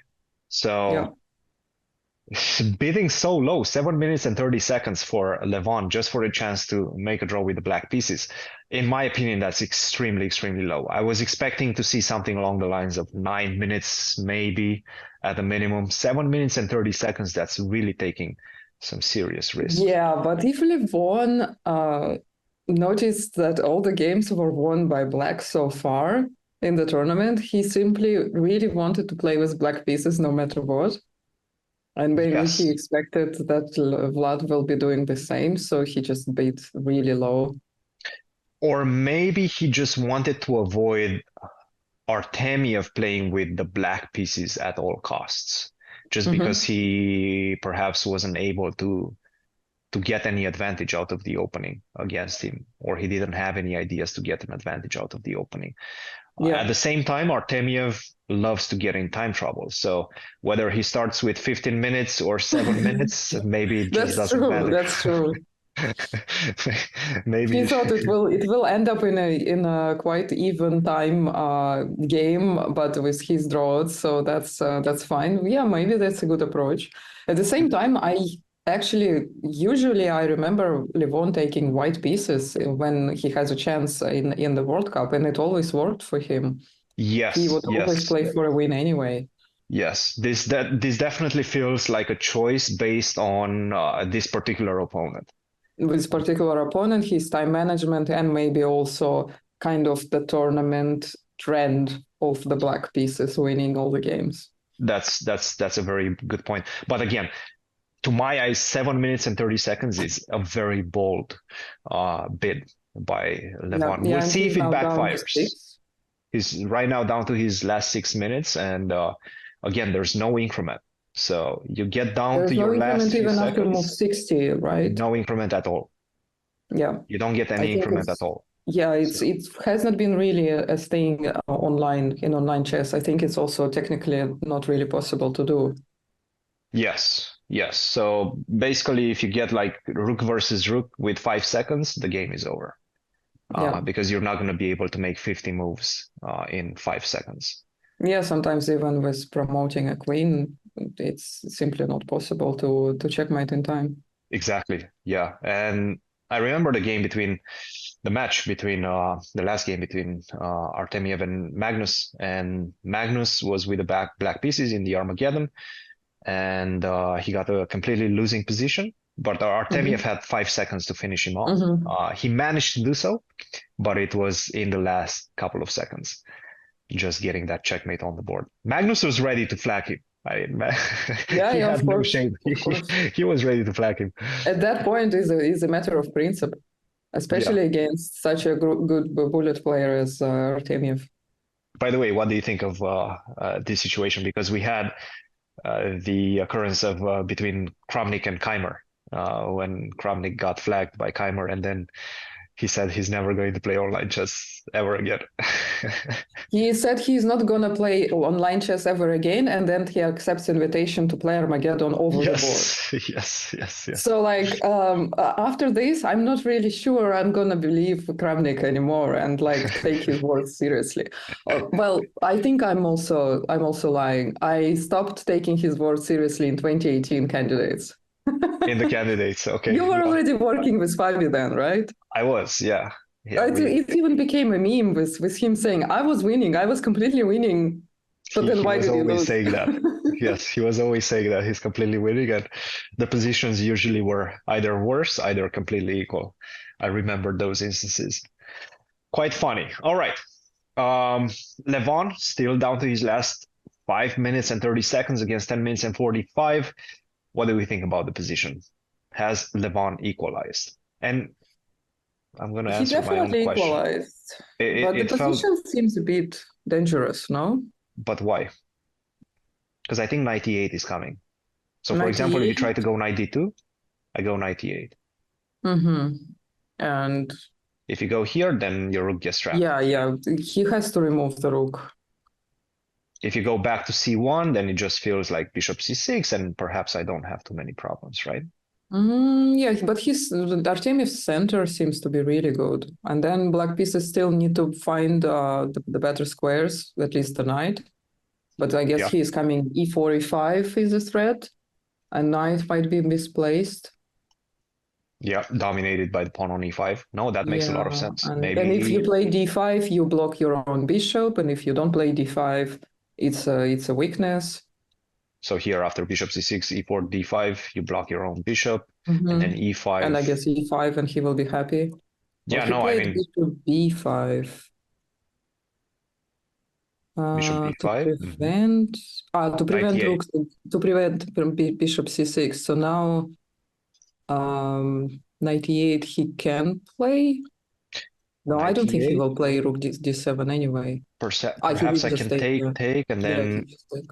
focus on the pawn on d6. So, for example, if you go bishop Mm-hmm. c6, I go knight here. Mm-hmm.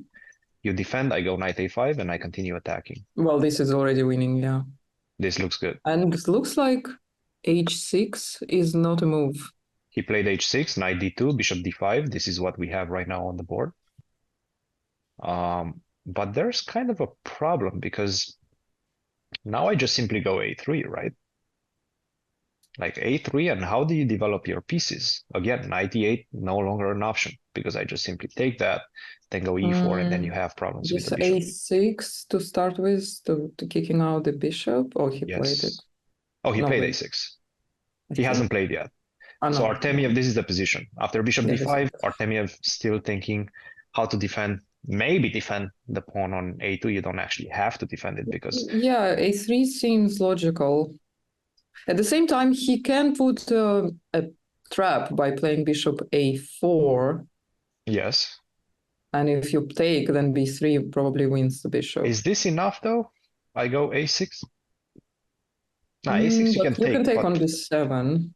do I have rook b8 with the same idea of playing b5? Mm-hmm. And maybe rook c2, b5. Yeah, this does look like too much, maybe too much of experimentation. Maybe just take on b7 if bishop takes on a2. Maybe that's what Yes. he's planning. Yes. Yes. That makes a lot of sense. Do we have any And new b3 moves? is a No. threat. He's still thinking after bishop to d5. Big moment. He plays a3. Makes a lot of sense. Well, that's the thing. Artemiev, even if he really wants to get in time trouble, he still has this time to spend in certain moments whilst Levon doesn't really have any spare minutes to think on the position. Especially in critical moments. Yeah. Yeah. No, that's very important. And his position is still a little more crumpled and more difficult to play. Yes. E4 is a threat now. I like this move f3.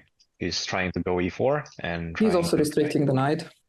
Exactly. Yes. No more knight e4 to exchange pieces. No more knight to g4. b5 came on the board.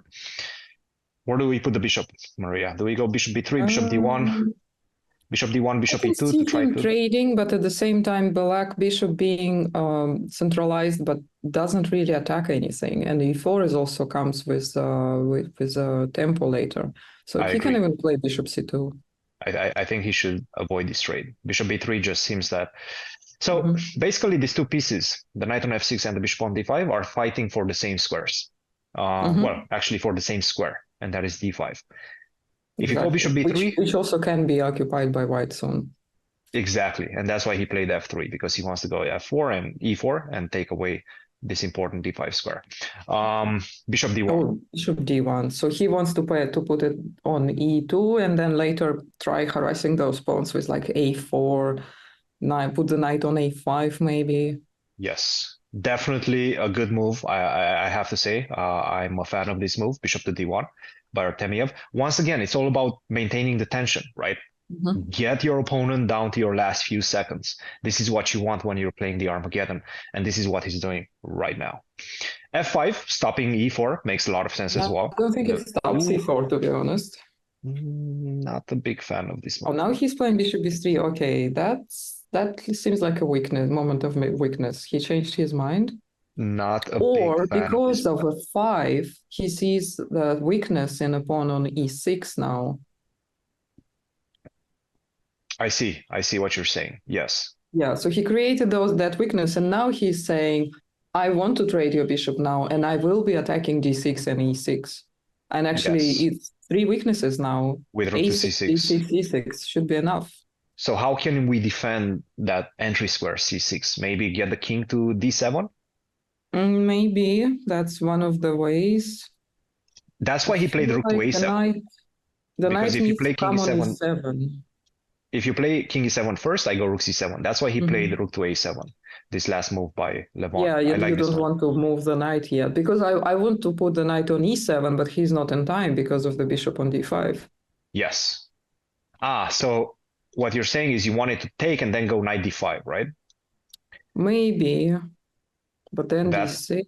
That probably was a good idea, yeah. That was a good idea. One way.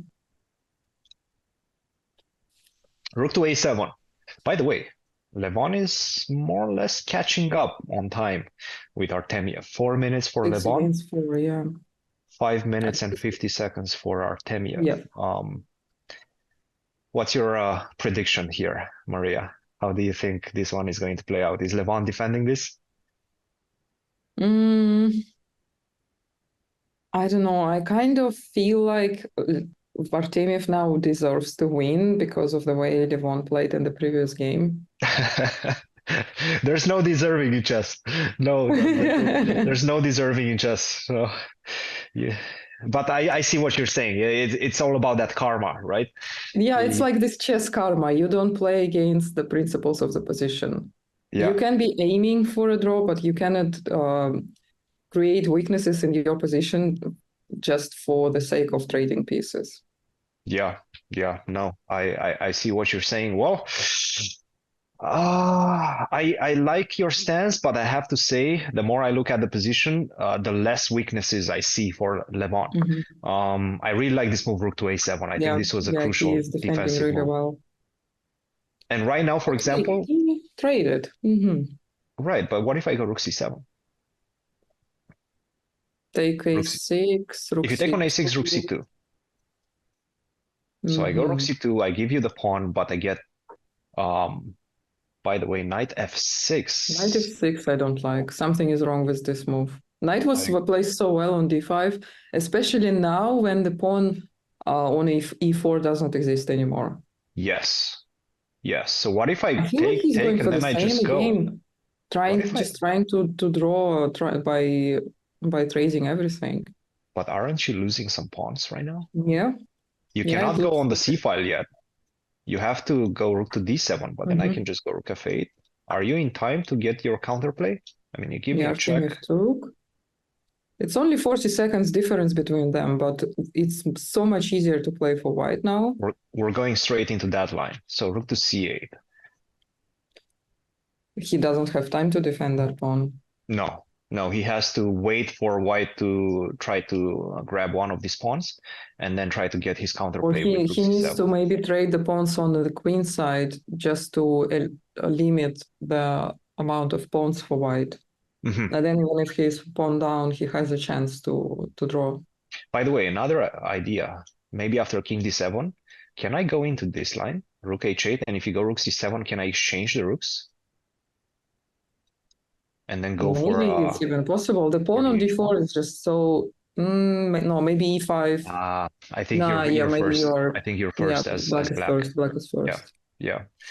You're much more advanced. But I like your idea. White can actually do the king march instead of immediately trading the rooks. Because the So rook after on, king d7, rook h8, rook c7, yeah, and maybe just you take. give a check. To either block the rook by king Exactly. c6 or to push the king out. Yes, if you go And king then you c6, take, there's no rook c2. That's a yeah, problem. yeah, yeah. And then you take on h6, threaten with rook f6. Yes. Yes. Yeah, that's a plan. And if you go here, then take, take. Interesting. Okay. Let's see where we are right now. Rook to c8, king f7, g4. It's starting to look shaky for Aronian. I think Artemiev is really piling on the pressure because I have so many ideas right now. I can go like this. I can also go like this with my king. Yeah. So you have weaknesses on both wings of the board. And so black doesn't have any chances for a counterplay. He's doing exactly the same thing as Magnus was doing in the previous game, just using the fact that he is dominating the position and improving his pieces before he makes the final blow. Yes, yes. And right now, Levon down to his last minute, 40 seconds. Let's not forget there's no increment.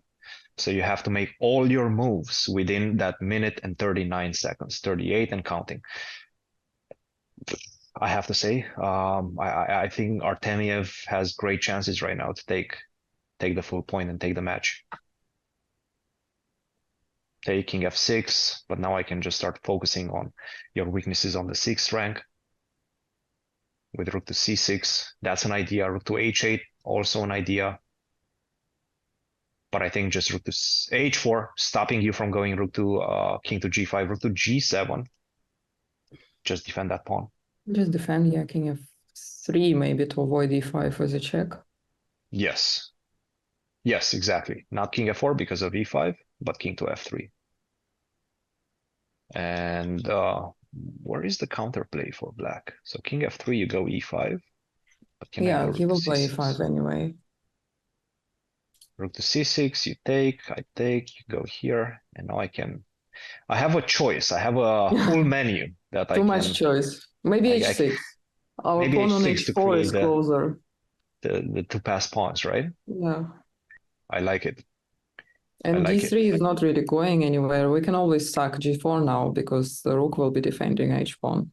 Yes, yes. Still thinking. Artemiev right now, big decision. Plays the best move, king to f3, e5, and now he has to follow through with a forceful move. You can also take on e5, I suppose. And if you take with the pawn rook to c6, that's not good.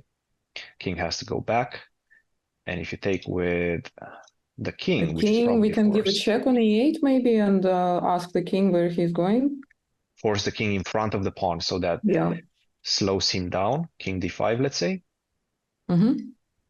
And then we can go for, well, we need to be careful, in fact. Rook h8 Can you sacrifice a pawn probably. and just go for this? G4 and then G4 and then rook maybe a g5, bit maybe. too much. Or maybe just go for the pawns. I think he can, well, I like your idea. Maybe he can play h5 first in that position. And h5 first. then, well, either go for h6 pawn or when if the rook leaves from g7, play g5. He's still thinking. He played rook to c6. E takes d4, rook takes d6, king e5, rook takes h6. He's going straight for that variation that we looked at initially. And now d3. And by the way, these two players are right now very close in time. 1 minute and 16 seconds for Levon, 1 minute 34 for Artemiev. Yeah, if Levon was below 1 minute, I would say that Artemiev is winning, but I'm not sure now. Pawn up. Pawn up, but the king is close there. This is a technical draw right now. Yeah, this is a technical draw. And they this both is a know technical that. draw, and Levon knows it. The question is, will he be able to make it in time? Because once again, there's no increment after 60 moves.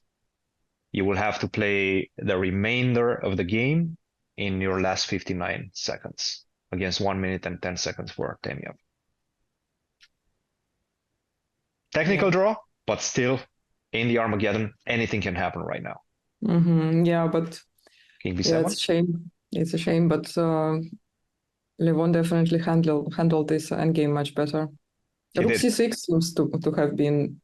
seems to be a mistake that all the way back to what we looked at. Yes. With his e5, he should have taken on e5, I think.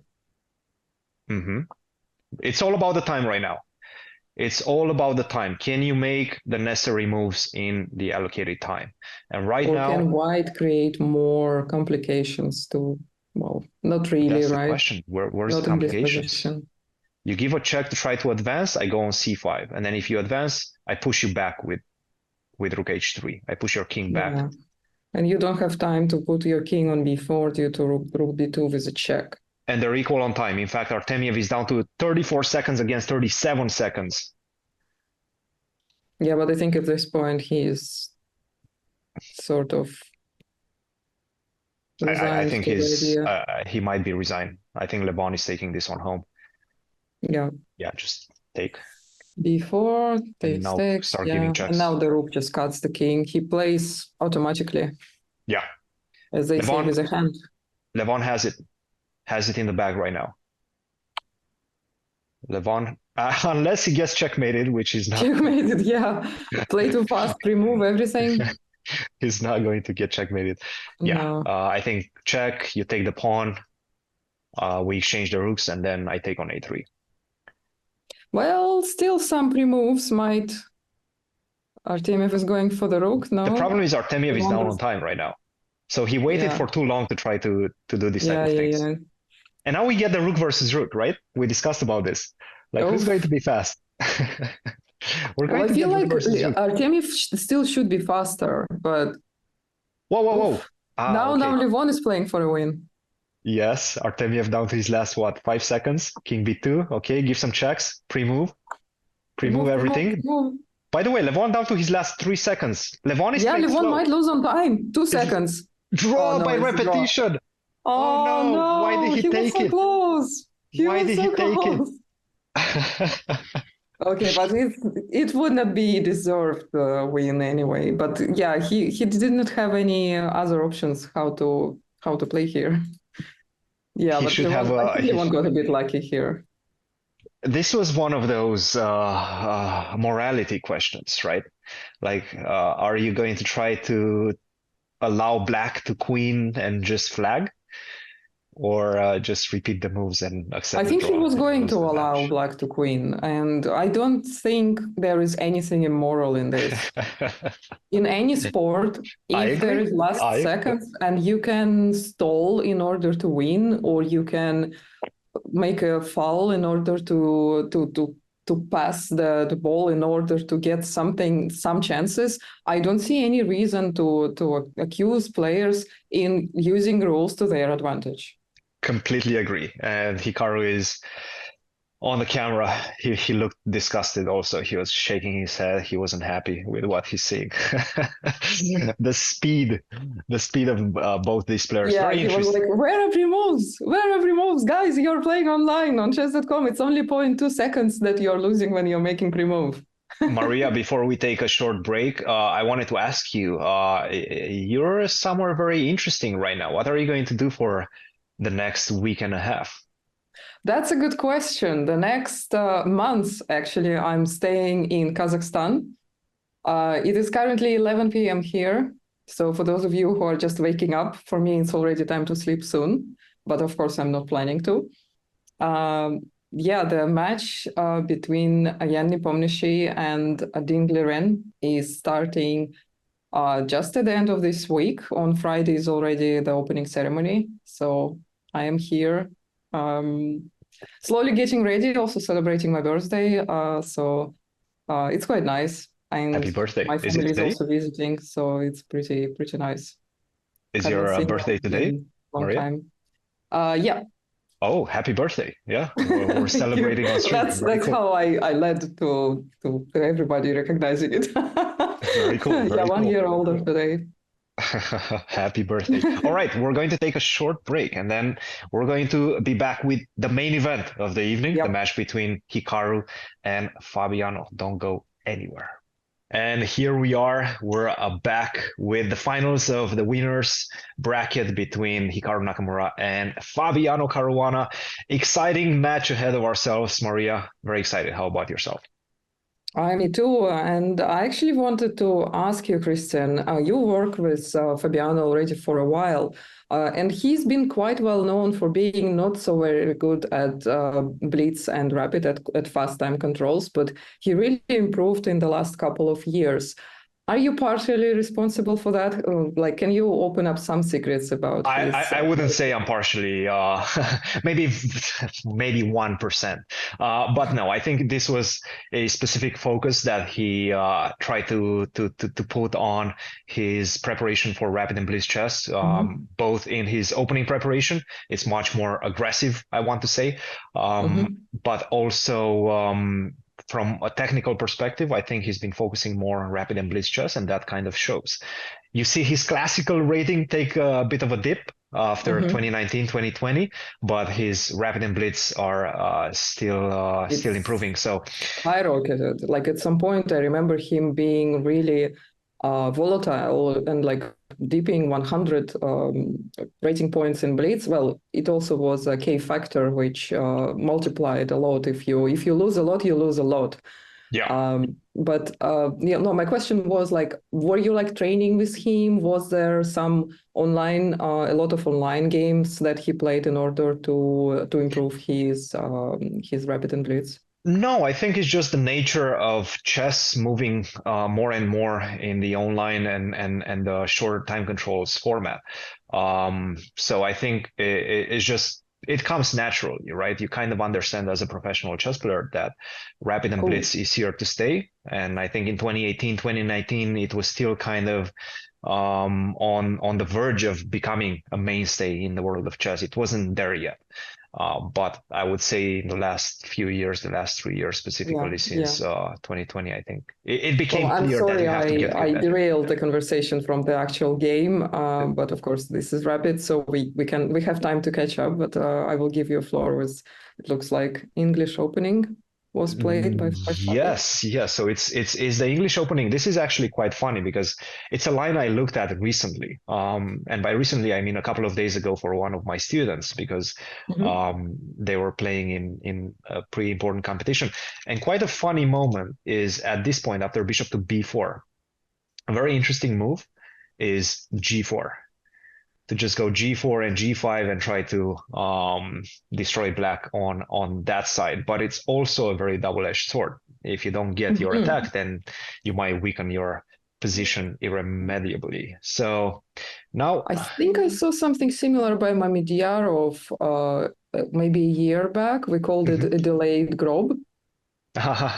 Yes, the grab 1g4, and this is some sort of a delayed grab.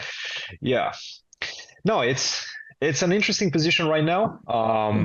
Still very complex. White has its advantages. This bishop on g2 is a monster, and most likely the plan is going to involve something along the lines of trying to open up this diagonal. That's why we see this move c6 for Hikaru. Nicely taking full control of this diagonal, taking control of the d5 square, potentially getting ready to break in the center with d5, c5. That's an interesting move. Can't say I'm understanding of it that much. My guess is that you would like to go d5 and try to close up this bishop on g2. The question is, once you do that, it's all about this a5 pawn, right? And I think this is what White's square becomes so good for the knight. Yes. So my question is, how do you defend this? Or do you have to defend it, right? This is a big moment. Well, maybe you don't have to, but in a classical game, you maybe would go for this sacrifice after a certain amount of thinking. But here you don't really have so much time. And Hikaru is now trying to figure out if he's happy with a5 being lost after d5 or not. Yep. This is a big moment right now. The first big moment of this match. c5. very difficult choice. Hikaru can also take on c5, but that's going to allow the knight back into play. And I don't think this is something that he wants to do. This must be some kind of prep by Fabi, right? You think so? I don't know. Well, at the same time, it's the first time he was thinking for more than like a minute since the opening. I don't think this is prep anymore. Because they're both thinking. And by the way, Hikaru did go for this move d5, and white did not focus on the pawn on a5. No queen c3, queen takes a5, for the exact reason that we were discussing, the fact that once you take on a5, this rook opens up, and I have enough tactics. Actually, I did have a quick look. If there is any chance that both players were in the prep, after knight a4, it deviated. But it's all the way after knight a4, yeah? Yeah, well, it did feel like they had some kind of idea about the position, and I think they maybe alternated the moves, because there was a lot of games played in like the first 8-9 moves. Yeah. But knight a4 definitely was a new idea that Fabiano used here. And I can't say I'm a big fan of it, for the simple fact that this knight doesn't seem to have a great future right now. For example, I can go knight to d7, try to bishop to b8. This allows knight to b6. That's why I feel perhaps knight to d7 was a better alternative at the beginning. Still, the position remains very complex, but now the knight can finally get back into play with knight to b6. Knight to b6, most likely we're expecting rook to a6. Yeah, rook a6. Maybe his idea, well, I mean, if black was to move, then he would play a4, and the knight is sort of trapped, but it's white to play. Yes. So perhaps that's why maybe white wants to play a4 himself. And the question is how do we get rid of this knight? Even b4 also looks like an interesting move. b4 instead of a4. a4, then b5 will happen at some point in the future. Well, you cannot even play a4 now, but you can. A4 maybe you can, but the position. Yeah, no, it's this bishop to b8, despite the fact that perhaps the engine is saying that it's not such a great move. The engine is disgusted. If the engine had some feelings, it would be really disgusted with this move. But at the same time, make Fabi thinking. Exactly. It's a very practical approach, right? Because you're playing fast moves. Hikaru is very good at this. He's very good in practical play, especially with this time control. Bishop to b8 makes some sense to my eyes. Knight to b6, you're invited to jump on b6, but you're not coming back. You're not coming out of that. At some point, this knight is going to be lost. The question is, what are you going to give in return? Are you going to give your dark square bishop? Knight to d7 doesn't really work because the pawn on d5 is hanging. So still very intriguing position. By the way, your move that you recommended before d4 was played. Wow. Was played, yeah. Yeah. How do you assess this position, Maria, from a practical perspective? Well, it's very double-edged, and I think they're playing for 3 results. It did feel like Fabi spent a lot of time thinking, but currently it's only 1 minute difference. So, again, I'm very impressed with his time management. Yeah, they're very tight. With such a striking difference as well. By this moment, move 17-18 in the match between Wesley and Magnus. Wesley, I think, was already down to like 4 or 5 minutes. Correct. Yeah. It's just insane how much better these two are. They're just much more accustomed to this time format, it seems like. Even though, I mean, look, we saw Wesley during the American Cup. He was employing the same type of strategy, and it worked out for him all the way up until the finals. But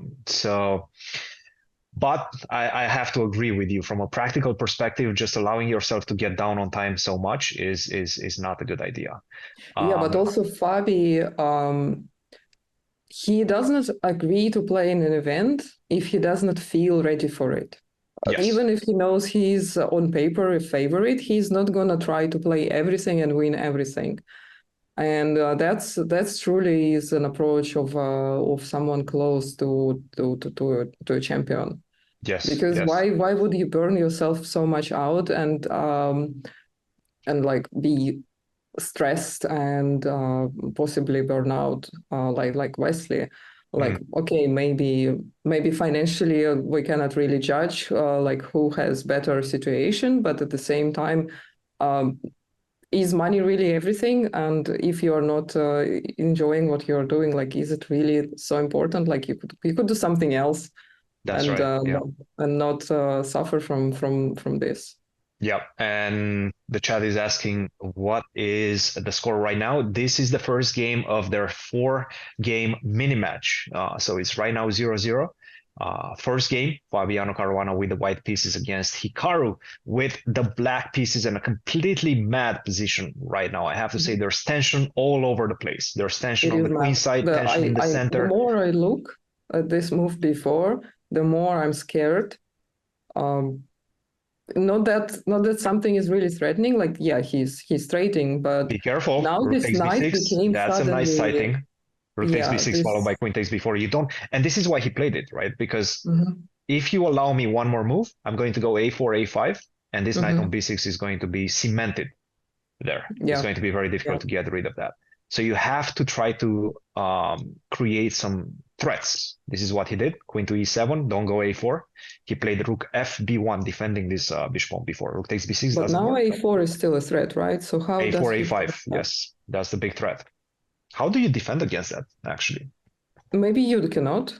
I was He played, thinking bishop a7, try to trade, but I don't think we really want that because also the queen will be under attack after taking. Maybe he is going for a counter attack, opening up the d file. that's exactly what he seems to be primed for right now after rook to d8. a4. I mean, d4. Okay, so he's not d4. opening d file. So what he's Interesting. trying to say is that once you play a5, I'm going to go knight d7, and I'm going to exchange the knights like that. Mm-hmm. But the big problem that I'm seeing is that once you take on b6, I take back, and then how do you get this rook on the a file? You cannot jump over the bishop, right? Maybe you don't trade immediately. Oh, now he's playing knight e8. Yes. Knight Knight e8. c7 He's and gunning knight for this d5. b5 square. Okay. So he also created a square in the white's camp. Mm-hmm. Mm-hmm. And okay, I'm look, waiting for the bishop to be developed somewhere, but I'm not sure where is it better, c7 or a7. So I guess Hikaru is just waiting for the better moment to decide. and that's exactly what he's doing because White got a nice position on the queen side, right, with his knight on b6, but you have to do something else as well. You cannot open the position on the queen side. You have to wait for black to take on b6. In the meantime, how are you going to create a second front? And most likely you're going to try to do that by playing something like bishop to d2 followed by f4. That's my guess.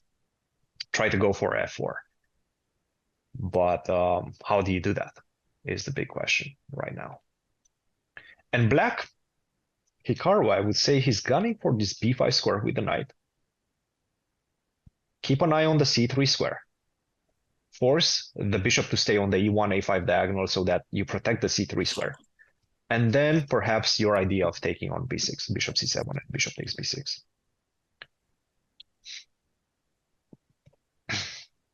Good question in the chat. Why is Cristian not biased for Fabiano? Because I'm a professional. Well, first of all, who said he's not? I'm a professional. All right. We're here on Hikaru's channel, and everybody knows that I'm good buddies with Fabi, but I'm also a professional. So I guess Yeah, that's why. that's exactly what a lot of answers, including mine, being first said. Yeah, well, I mean, it's also happens in the professional chess. The players can play for the same team and then go against each other as the second. And I don't think there is anything wrong about that. There was That's this right. drama in Russian chess when Dubov joined Magnus' team for the match against Nepo.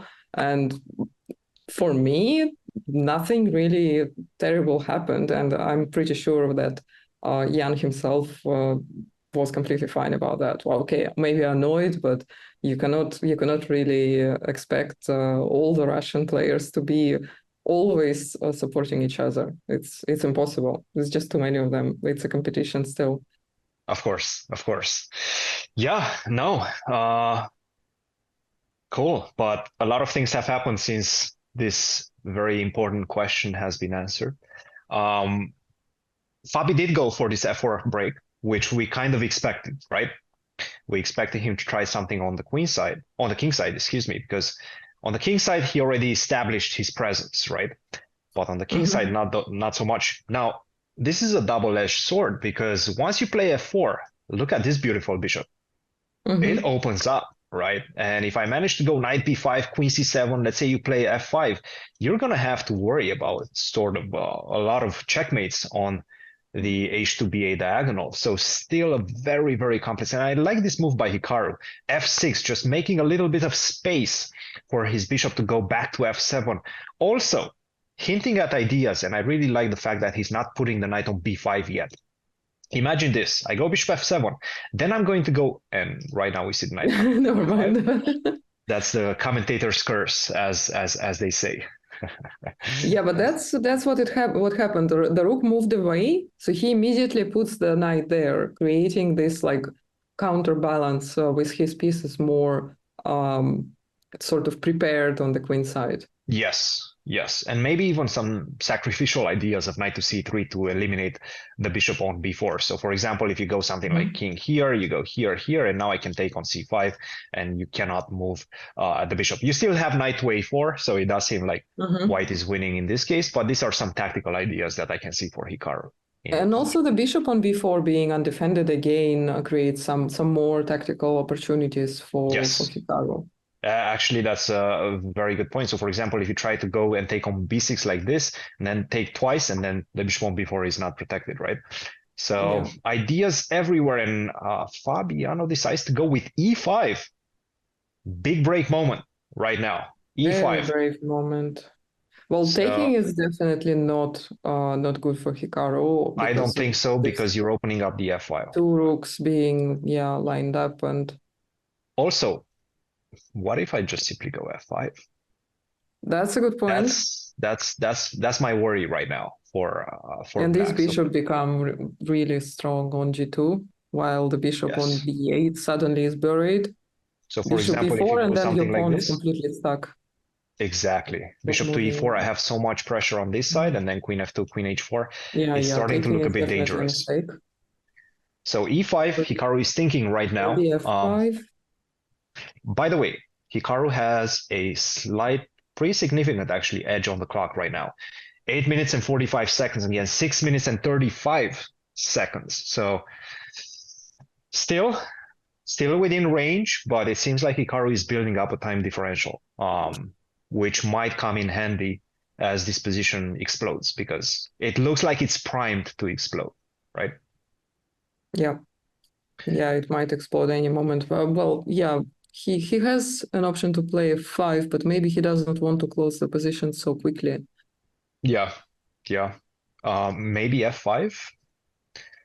Just close, keep the position closed, take advantage of the fact that bishop on e6 is still a very nice blockading piece.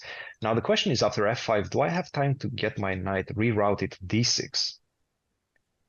And I think this is perhaps what Hikaru is worried about. Because if I manage to land this knight on d6, then you're in trouble. And by the way, we have f5 on the board. So, and if you don't manage to land this knight on d6, how do you continue your attack as white? Yeah. Do you focus on the g file? Do you try to put some pressure on g7? That's an idea. Probably. At the same time, I can also just start focusing on the a file. For example, king h1, I go bishop c7. Now, if you lose more time, boom, my rook invades. This is not looking good for white.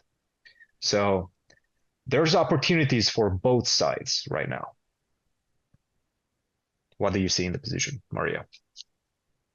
Well, I can see Fabi playing something like king h1, rook g1, and just as you said, creating this tension over the g file. Yeah. But at the Again, same he time, has to be worried yeah, about bishop Hikaru will c7. have to do something like, I don't know, maybe even bishop c7 and rook takes the knight. That's an idea. Yeah. Sacrifice the exchange because of this bishop on b4 is not protected. Yeah. Because as much as this rook is blocking everything from unrolling on the queen side, it's still a piece that should be used in a better way. The Currently, way I both look at queen the side and position, bishop are stuck. from a practical perspective, I think right now Fabiano is going to be very tempted by the move knight to c4 and get the knight to d6. Now, what I think Hikaru is getting ready to do and how to respond to that is Okay. by taking on c4, which might look risky at the beginning because you are giving up your blockading piece and a very strong bishop, light square bishop. But after king to h8, how do you continue as white? And without the knight on b6, your whole flank on the queen side falls. I go bishop c7, bishop takes a5. There's no way to defend that. By the way, he played king to h1, bishop to c7, immediately played, as we were expecting. Ready. He's getting ready to take on b6. This is a big threat, big money move right now. What do? You don't have time to go rook to g1. You have to defend the bishop on b4. Back. So you take, I take, and I open up the bishop with dire consequences. You cannot take yet. Maybe Yeah. Hikaru can also make some waiting move like king h8. Yeah. Oh my goodness, this is, by the way, Hikaru with a nice time cushion on the clock. Yes, 7 minutes, minutes. 30 seconds against 4 minutes and 20 seconds for Fabiano. Does Hikaru ever consider g5 here? I don't think so. Not with the queens on the board. Are you sure? I mean, he just played king h8. Yeah, but I think he's kind of prepared against rook g1 idea, but g5 just seems like helping white to open up the position, because then bishop g2, I mean, he can even sack on c5 eventually for this king side attack. I'm going to say it. I think he's going specifically for that g5 break. Really? I think he's going for it. I think he wants king h8, rook g8, g5, and it's all about opening up the action for the bishop on c7. But with the rook on a6 being so misplaced, and also the knight on b5, isn't Hikaru lacking the number of pieces to attack?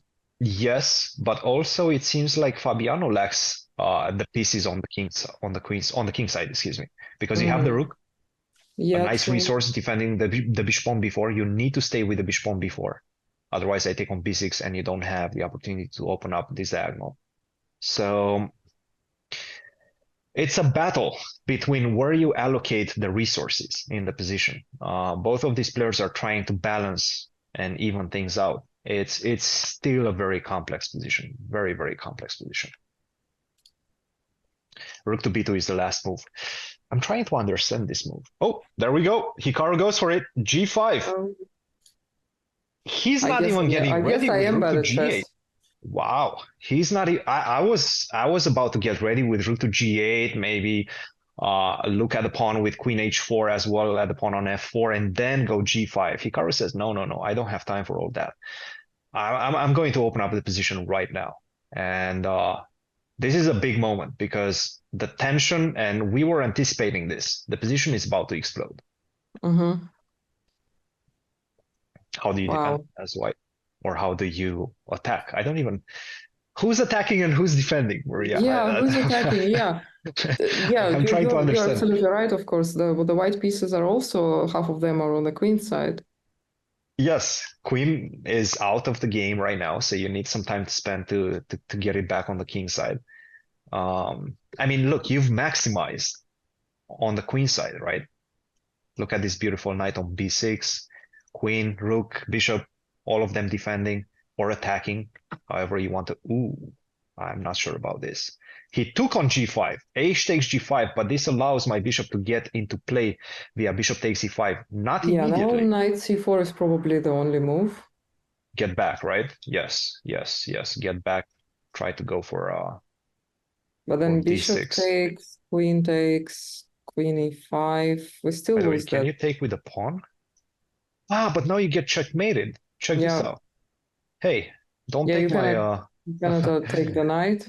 don't take You that have to guy. you have to move the bishop, but then g4 is also a threat Yes, if you go bishop f3, somewhere. I think Maybe queen maybe g3. even d3, maybe even knight to Yeah. c3. Well, this looks so much better for black. Yes, I think this is just winning for black. So h takes g5. By the way, Fabiano is burning through his clock right now. It's Do you 1 think it minute and was a 30 mistake then seconds. taking on g5 for Fabi? Yes, I think it was a mistake. But it's so difficult, right? I mean, when you're presented with so much tension in the position, it's so difficult to make the right decisions. Perhaps f takes g5 was the wrong decision, but I have to say the problems were already set up by black. Hikaru was really putting the pressure with this move g5 and taking his chances. And I think right now they're paying off. Queen to d1, trying to get the queen to h5, perhaps force the queen trade after queen to h7. I think Fabi is trying to get the queens off the board so that he can tame the position a little bit, especially with only 1 minute and 10 seconds on his clock. Yeah, I wanted to say spam your prime to get Fabio on time, but I don't think there are primes there. Spam your wait, is this a new one? Is this No, an old one? that's our usual on Twitch. Spam your your prime prime. to get X long time, right? Yeah. I guess that's I like it. No prime here, so we have to go with normal subs. That's a funny one. That is indeed a funny one. All right.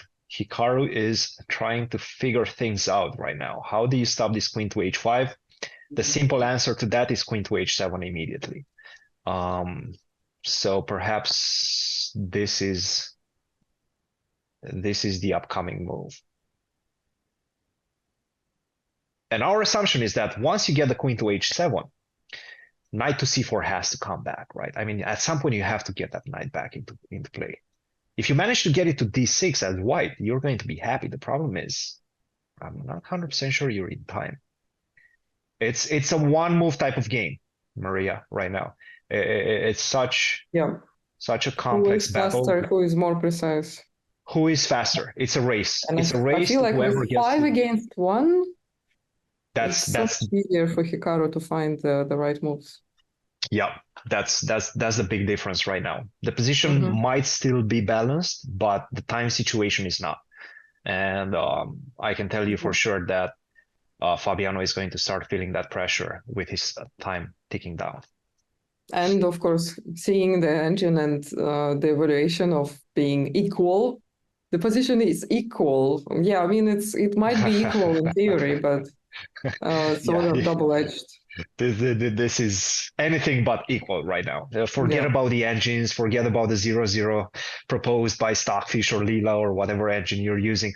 This is a complicated battle, and it's one of those positions in which any move can swing the eval from like 0-0 to like +3, +4. Any move for white or black can be a decisive mistake. So lots of tension still remaining in the position. And so again, there's still no move, right? No move. Hikaru is really taking his time. Oh, queen to h7. Finally, we have a move. Queen to e1. Immediately responding. Apparently now g4 is a move. G4. I understand. G4 is an idea, but hear me out for a second. So for example, if you do try to take, I can take back. And once you take, I go rook to h2. And in this particular case, and perhaps this is something that both players need to understand before they go into this line, is you still have bishop to d5. The queen is not lost. You actually win on the spot as black.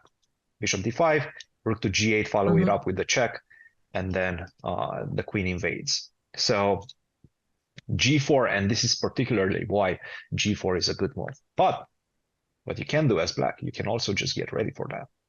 Go rook to g8 first, and then go g4. Yeah, so instead of calculating all that line, you can just play something more quiet, but preparing G4 being even stronger. Yes, yes. And Assuming knight C4 is still the best move for white. Rook G8 was his choice. And I think this is also a practical choice because with such a low time for Fabiano, you want to keep the tension as much as possible. Sometimes the threat is stronger than the execution, right? True. So yeah, Fabi did play knight C4. But at some point, maybe now G4? Yes. But also I think Hikaru might be tempted by finally having the opportunity to get this rook back into play. That rook was stuck for the last 20 moves on a6. Finally, after knight to c4, my route towards the king side, where everything is happening on the king side right now. So if I can get my rook to the king side, that makes a lot of sense. Yeah. And what white can do? He goes for g4. So he says, okay, I have more time later to get this rook back into play. I'm going to jump directly to the up. Ooh, g3. This might have been a slight inaccuracy by Hikaru. But his idea is try to dislodge this bishop from g2 and then go for the checkmate. Fabiano responds with rook to f4. Where is this going? Bishop to d8. This bishop is going to g5. And then perhaps to e3. Okay. I think at some point, white will have to give the exchange with bishop to d2, allow black to take on f4. That's not going to be quite ironic, right? With the rook on a6 being stuck all the time, and potentially it's thinking about sacrificing exchange. It's white who will be giving up the exchange now. Exactly. Yeah, the tables have turned. You are definitely right about that. By the way, so bishop to d2. Are we starting to see threats of knight takes b5 for white? Hikaru right now needs to make a big decision. How is he going to continue? The very natural choice is to just go bishop to g5 right now. And to my eyes, it makes the most sense. Yeah, and then you trade and then knight c3. And this one is starting to get wild because 33 seconds for Fabiano Caruana, 1 minute and 15 seconds for Hikaru right now. This game is about to speed up. Apparently someone subscribed on Twitch with Prime. There you go. Spam the Twitch Prime. Prime. You can spam it anywhere. While the channel is off, yeah? We're on kick right now. Yeah, offline hype train. That's what we want. Offline hype train. That's a good one. Bishop to g5. Okay. Rook to f1 immediately responded. The tension is building up. You have the opportunity of taking and maybe invading with the knight to c3. The problem is you're allowing the rook to get into play via the b file. Yeah, knight c3 definitely will happen at some point, but the question is when. Because this knight on d6 is super scary. Yep. What about some bishop d5 ideas? Queen to h6. Oh. Yeah, the engine did not like that. That seems to give up a pawn on f5. But we can take on d2, right? Hikaru surely has some ideas after that. So knight takes f5, bishop takes d2. Now they are equal on time. They are equal on time. Queen to h7, but now it seems knight to d6 back. Okay. Rook to a8. Finally, time to get back the rook on the f file and protect. Whoa. Whoa. What is happening? Knight to f7 is a check, followed by knight to g5, but there's a lot of checkmates coming on in the position. Like, for example, you can take, but I take, and now you might get checkmated. Okay, knight takes g5, and now bishop takes g2, queen to h2, but the king goes to f3. Where's the follow-up? Is the king actually going to go to g4? That's crazy. Or bishop f4 is also a move to protect the king. Ah, no, the rook is on b2. Because white also can go for checkmate. Yes, and g2 was the move, followed by rook to f8. Now the king has to go to either Now e4 or knight g4. and knight e6 is a threat. Knight to c7, protecting against knight to e6.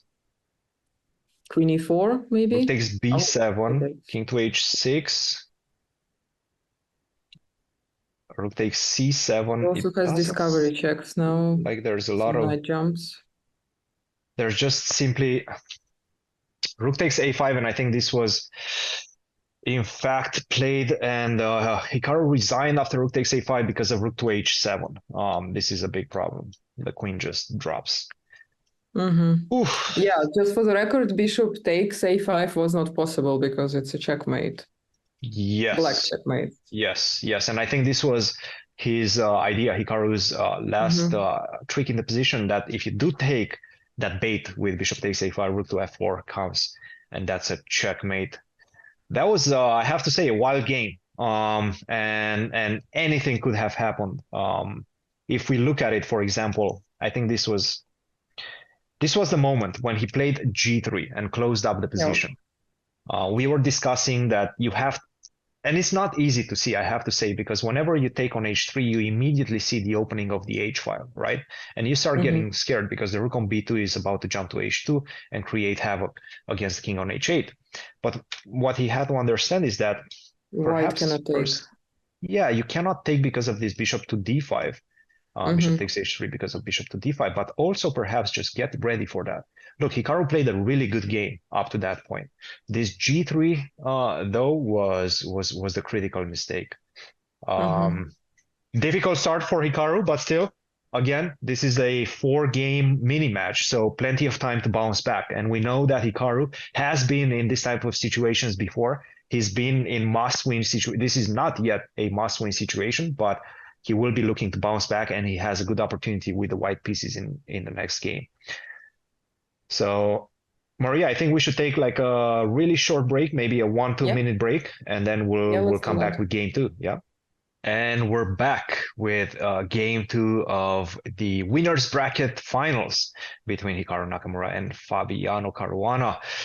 First game, a bit of a difficult one for Hikaru, but right now with the white pieces, he has the opportunity to bounce back and bounce back quick. He will try to do.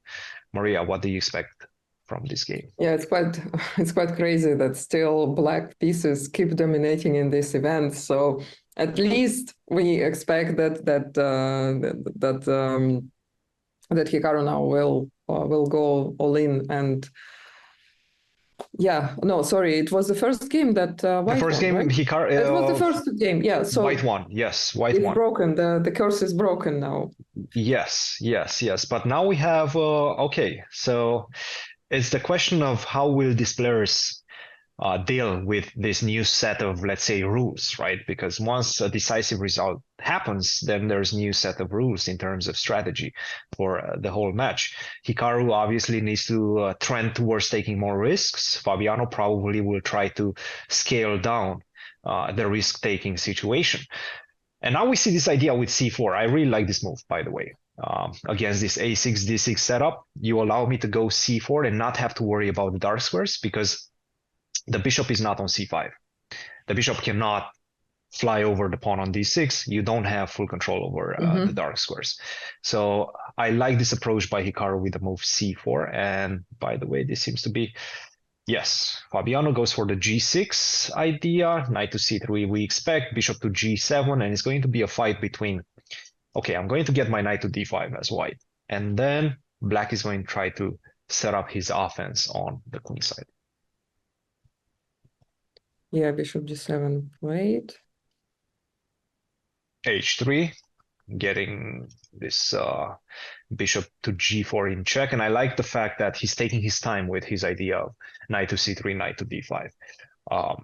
Because keeping at some point, exactly, yes, it's going to come, right? But if you play it too fast before you play the move h3, then you maybe have to worry about ideas of bishop to g4. So, but otherwise you are keeping knight d2 option also available. Exactly, yes. So he's staying flexible. Finally, the knight has landed on c3, and most likely we're going to see ideas of knight to d5. if I remember correctly, and I used to play this position with the black pieces, the plan for black is to go knight d7, knight c5, try to target this bishop to a on a4, and then play f5 at the right moment. At least this is what I remember, and I have to say, I haven't looked at this position in a very long time. So, is it possible for black somehow to make b5 possible? b5. Yeah. With a pawn on c4, that's going to be difficult. Would Perhaps b8 you and have to maybe go if something knight, like this, knight d7 and and if knight c6. d5, then b5? Yes, yes, and maybe this is actually what he's going for. Bishop to e3, bishop to d7 is on the board. Perhaps he's looking at ideas of rook to b8 and b5. That's an idea. Yeah, yeah, yeah. Why not? Yeah, I mean, in nowadays chess, anything that looked like not an idea in the past suddenly becomes an option. All those moves, rook b8, where it seems like black would not consider such a move at all, suddenly becomes a part of theory. Yeah, it's because of the engines. The Or engines even are rook just a7, there was like some lines where rook suddenly goes to a7, defends b7 in such a strange way. yeah, and then b5 and c5, and the rook comes back into play via e7. Yeah, there's a lot of very intriguing and very hidden resources for both sides, but for Hikaru, I think this is a good position for multiple reasons. One of them is it's a very strategic position in which a lot of plans can be implemented, and they can be implemented slowly. That's going to force, and by the way, Fabiano is choosing your idea with rook to b8. They can be implemented slowly, and that's going to drive your opponent's time lower and lower and lower. And this is what you want as Hikaru right now. You know you're a speed demon. You know that you can play extremely fast. So try to get your opponent down on time. He plays c5. Wow, That's a big decision. c5 instantly. Big and decision. It was the best move according to engine. Which engine are you using, Maria? Because I didn't see that. You're using the stronger engines. You have the cheat codes. Well, I'm using okay. a deeper, probably more depths of the engine. I think it's the same engine, but give me some of that juice, please. I feel I'm at a disadvantage. Yes. C5. Okay, he's trying to create a weakness, right, on d6. At the same time, he's trying to open up the c file. Yeah. I like this. I like this for white. I see white's plan. I don't see black's plan. That's the difference in the position. White seems to be playing for something. Yeah, black suddenly is a bit stuck. Like they don't have. Well, b5 does not make any more sense. Yeah. And that's why c5 becomes even stronger psychologically as well. Yeah. Exactly. So, no, it's Hikaru plays rook c1, not taking on d6 yet. He's saying, I'm not in a rush. And look at the time.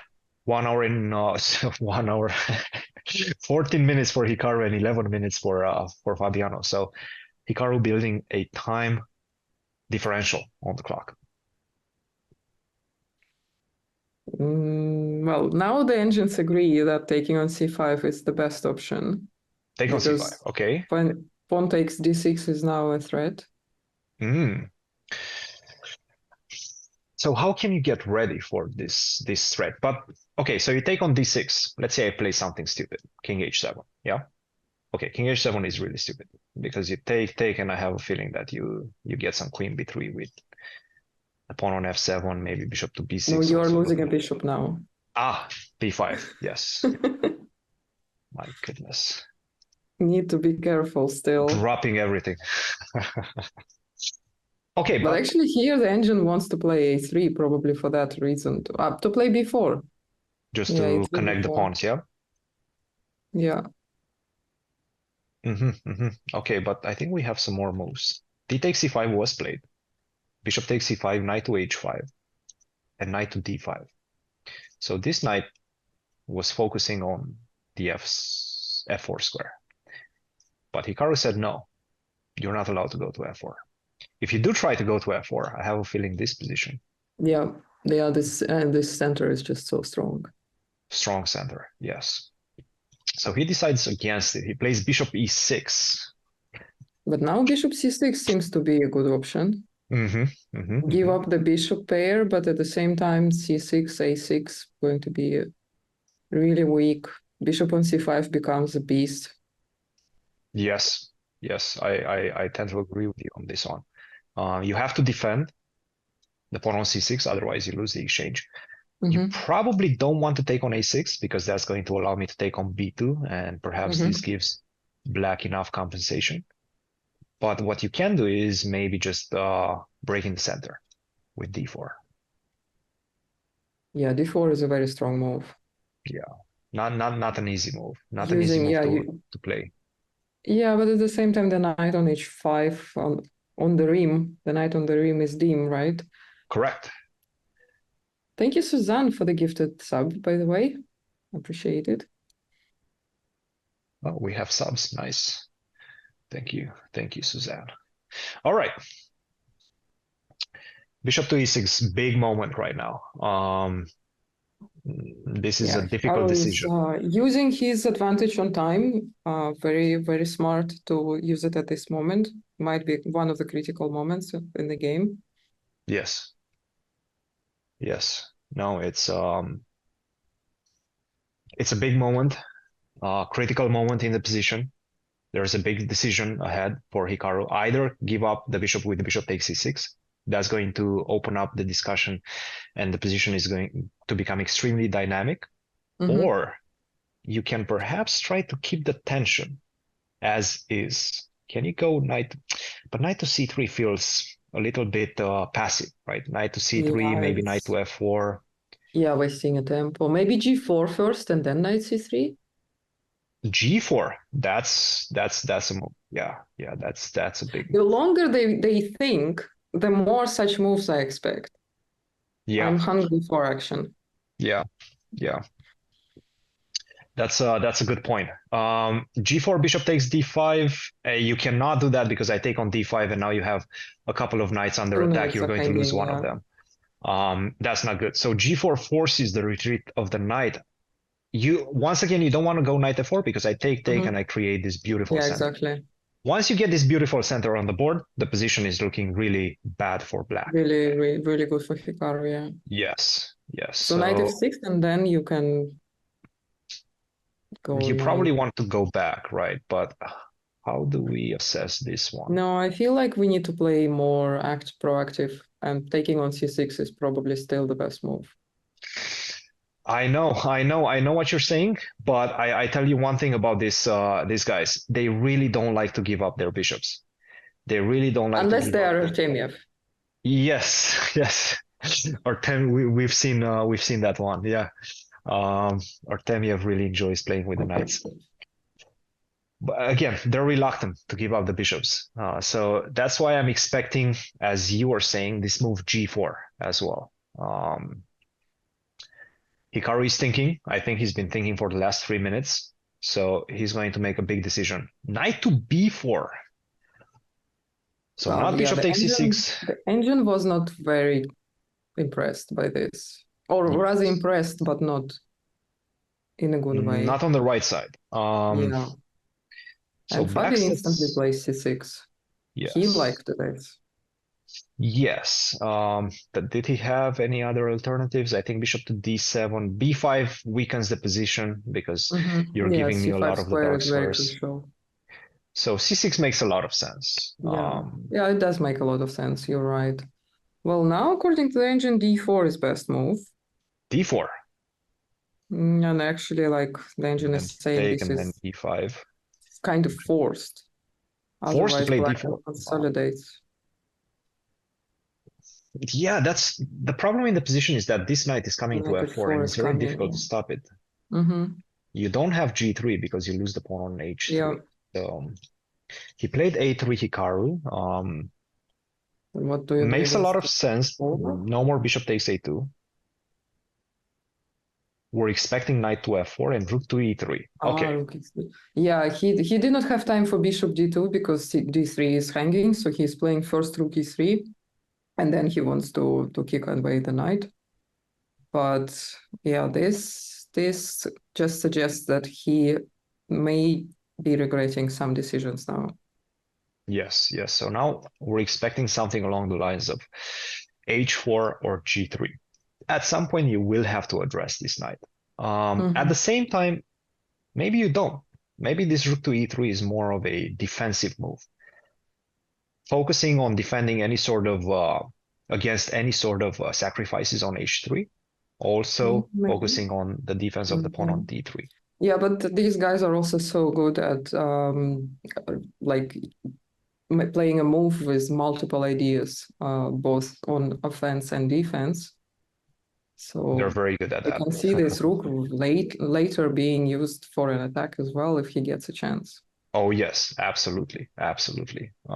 Perhaps via the f file, perhaps via the g file. There is a lot of opportunities in the position for both players right now. Well, maybe a5. bishop d2 and bishop is somewhat pointing towards h6. Maybe. Okay, bishop to c3, looking at the e6 pawn. But he's also getting under tempo b4. I don't know if black wants to play b4, but at least I have an option now. But e5 is hanging. Yes. So for example, if you go b4, I think I can can take probably. and perhaps I'm not sure because bishop b3 takes with an attack on a queen, so maybe you cannot take on e5. Yeah, I don't think you can. You're losing a piece, right? So b4 is a big opportunity right now. You can take, and maybe just drop back the bishop, but this looks a little bit passive for Hikaru right now. b4, or also he can capture on b3 and then play c5. And I believe this is that exactly also looks very scary. That's what he does. This is and what he plays it instantly. Yeah. So how do we play this position as white right now? There's some pressure. First, probably retreat the bishop, maybe bishop d2. Well, d3 is hanging again. So he defends with a queen. Now b4 is probably a real threat. But Hikaru is focusing on the c5 pawn. So it makes some sense. I like what he's doing. Look, there's some imbalances being created in the position. You don't have the bishop on e6 anymore as black. There's no more bishop takes h3. You don't have to worry about any sort of sacrifices on the king side. And white, Hikaru, can just focus on the weaknesses in black's position. At the same time, there's some space disadvantage that's not going to be comfortable to deal with. Look at these beautiful pawns. Look at this pawn on d3, which is kind of unpleasant. Also, a4, okay. I did not expect that. Me neither. Feels like b4 was so obvious. Me neither. I did not expect that either. But how do we get rid of this knight? This knight is really annoying me, Maria. We need to get rid of it. Yeah, you cannot even play g3. You have to play something like king h2 first and then g3, but then king h2 I go queen d7. Tempo with queen d7, yeah. And you cannot go g3 because you get checkmated, right? Yeah. So that's a problem. How do we get rid of this knight? If you try to go h4, that bishop d2 is still the best move according to Engine. It's been trying to play bishop d2 for a while. Focus on the pawn on c5, right? Let's see, what did he play? He played h4. Again, from a practical perspective, this makes a lot of sense because now you want to play g3. There's no more hanging pawn on h3. The problem is, I have a feeling that this queen to d6, by the way, was played by Fabiano, and right now it feels like, look, finally I have this g3. And he plays it. He plays it. He kicks the knight away. All right. This is, a small victory. Better now. A small moral victory. Yeah. He finally got rid of this ugly knight on f4. Now, once you go knight d4, I can always just take on d4. So. Yeah, now b4 does not feel so strong anymore. In fact, Hikaru can play b4 and stop all of that business. Yes. Yes. And Hikaru has one thing that he needs to be worried after this whole h4 and knight coming back to e6 is this h5 bishop h6 idea. Ooh. He is preventing it. Oh, that's And aggressive. he also wants Okay, to play all knight right. h4, f5. Beautiful. Yes, yes. h5. So now if you go g5, he has ideas of knight h2, knight g4, right? Maybe even knight to e3 later on in the game and knight to f5. So there's some weaknesses being created in black's And also the camp. bishop gets more restricted on g7. Yeah, yeah. I have to say, this h5 move, I like it from a practical perspective. I don't care about what the engine is saying. I don't care about what the engine is recommending. I think from a practical Yeah, even if perspective, it's not a good move according to the engine, psychologically, it's a great move. this is the right decision. Yes, you have to do something. And you couldn't do much on the queen side. You cannot push this pawn. At some point, you have to do something on the king side. Makes a lot of sense to me. Cool, cool, cool, cool. How do we expect Fabiano to react right now? Will he take on h5? Would you take on h5, Maria? No, it seems like knight on f5 is such a great compensation for a pawn. Yes. He played rook c8. He's completely ignoring it. Rook b to c8. Wow. Interesting, but That prepares the move knight to d4. So be very careful, right?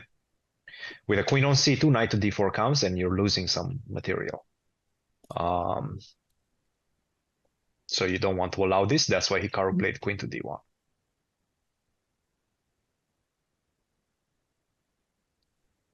King to h7. Okay, all right. Wait a minute. And that allows the opportunity to open up the position. The big question is, who does that favor? White or black? Knight to h2. I think it does favor Hikaru. Any sort of excitement is in his favor because currently the position is too crumpled due to these pawns b5, c5, e5. I agree. I agree, yes. If he moves the knight to reroute it or maybe bring the queen in. Yeah, yeah. No, he's trying to get the knight to g4, potentially maybe even the queen to come to g4. At some point, Fabiano will also need to do something. c4 doesn't really make a lot of impact in the position. If you go b4, I'm just going to drop back the bishop, and then your pawn on a4 is going to be a weakness. So it doesn't feel like the right solution. The right solution seems to be knight to d4, and then get this type of positions. But this is going to be a complete mess, because if your attack doesn't succeed on the queen side with c4, then I'm going to take advantage of these newly created weaknesses on the king side. So strap up, because put your seatbelts on. This one is going to get wild very quickly. It is already going wild. The evaluation bar is just jumping over and over. The engine did not like knight h2. I like knight h2 personally. Forget about the engine. This is two humans playing right now. And as you can see, knight to d4 was played, but supposedly this is a bad move. You can take on a4, yeah. Why not? Why not? Rook c4 is also, well, I think queen a4 is more human move. Human move, yes. Yes, yes, I agree. I think this is what we're going to see. And it's not a mistake, so why not? No. ¿Por qué no? I think... ¿Por qué no? Do you speak good Spanish, Maria? Or have you studied Spanish? Just a little. Just a little, yeah. Yeah. But you live in France nowadays, or? I've been staying for a while, but I had to move out, and now I might actually be moving to Spain, but Spain, that's okay. a question yet. Spain is a nice country to live. Basically, it's a question: who accepts my poor soul to move to their country? Yeah. Rook to c4. Okay. By the way, Hikaru once again building his time advantage. We've seen that in the previous game as well. as the time was getting lower, we've seen Fabiano with 1 minute against Hikaru's 5 minutes. So this is one thing and one area of the game where Hikaru can strike, build up the time advantage, and try to put some pressure due to that. Now, I have a question for you, Maria. Would you ever be able to go something like this, b3 knight to c2? So just give up the pawn and try to go for this knight c2. Does this make any sense to your eyes? The fact that you ask kind of makes sense, but no, I would not go for this. It's risky. It's yeah, very probably risky. would be too scared. I'm just seeing ideas like this. I do see them now that, yeah, with rook you know, the engine is a7, screaming rook that I'm f7, yeah. Yeah, the engine is saying that I'm crazy. But, you know, as a human, you kind of get, let's say, tempted by this type of sightings in the position. Queen d7, none of that. So maybe getting ready to play b3 because now the a4 pawn is protected by the queen. But maybe open wait up. a minute, can I take I the don't pawn? know.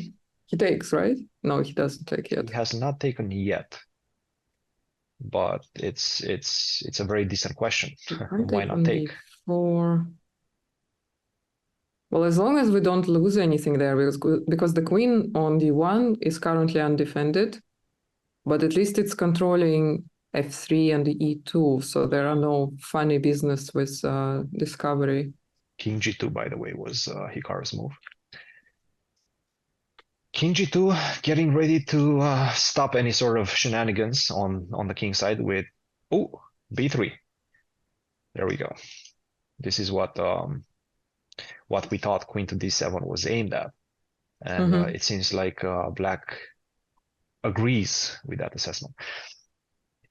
Yeah, but I feel like this is a good news for Hikaru. Okay. Yeah, it's all about, and I think this is perhaps what Fabiano is trying to do right now, and Hikaru might try to avoid a repetition. So, for example, if you go something like knight f1, knight d4, knight d3, and play like this. Once again, let's remember the match situation, right? Yeah. Fabiano did win the first game, so he's leading 1-0. Hikaru, whenever he has the white pieces, he needs to complicate matters. He needs to put as much pressure as possible. Yeah, he's in a must-win situation. So to avoid that, he maybe can prepare with bishop c3, and then he can capture on d4 if the knight tries to attack the rook again. Something like this, right? Yeah. And now bishop takes d4. Yeah, completely agree. That might be the right solution. Taking a very long thing, Hikaru, trying to figure out his options, trying to see how he can muddy the waters. And it's good that he has this time advantage. Very, very important. Yeah.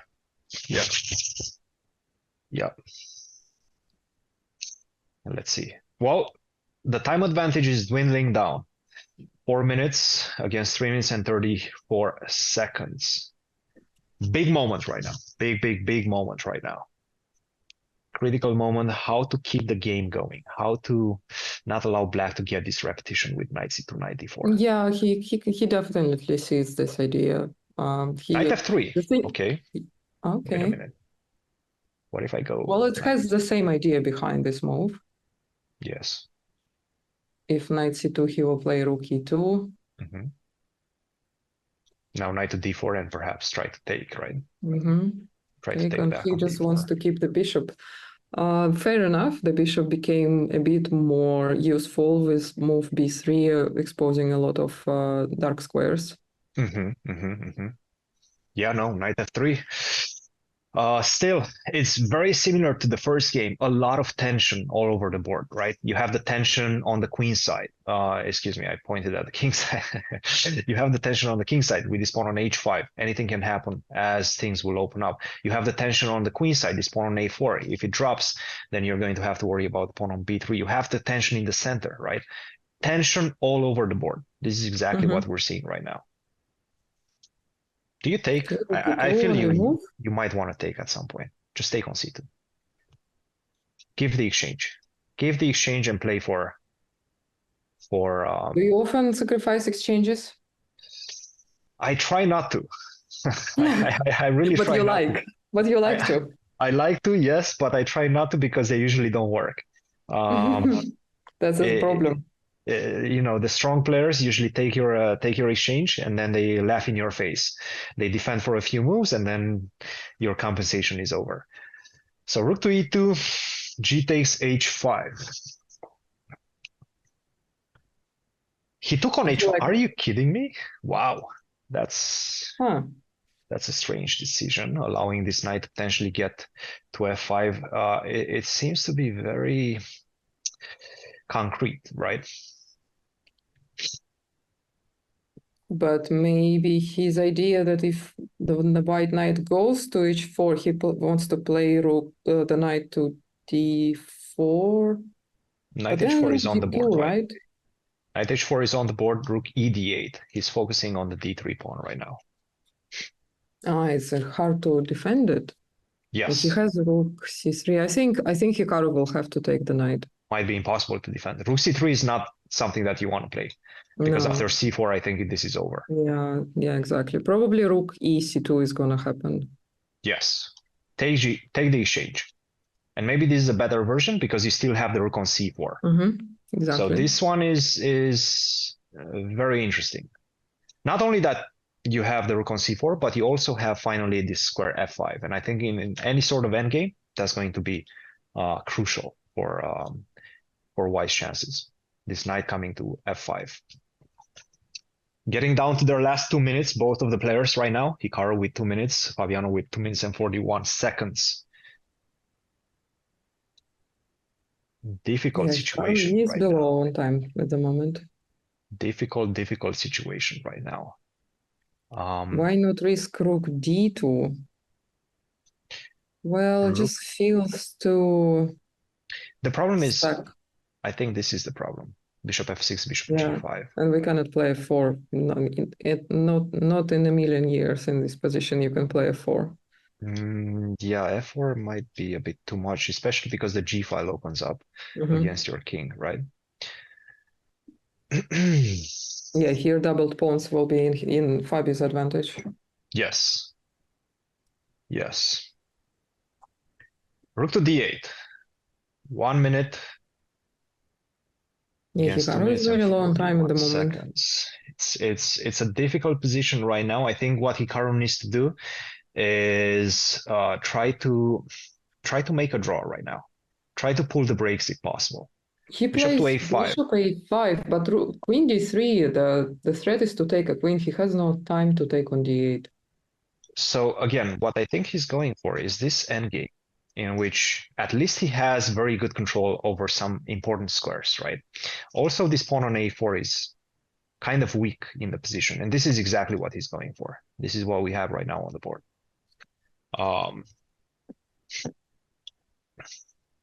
Still very complex. By the way, can you go knight to d4 is the question. Is this a move? And this is Hikaru's idea. Knight to d4, I have rook to e3. This is a very serious trap because knight to d4 is very natural. You want to exchange the knight on f5, but after rook to e3, I think White is getting good position. This is a big trap laid by Hikaru with knight to f5. Let's see if Fabi will fall into the trap by playing knight to d4.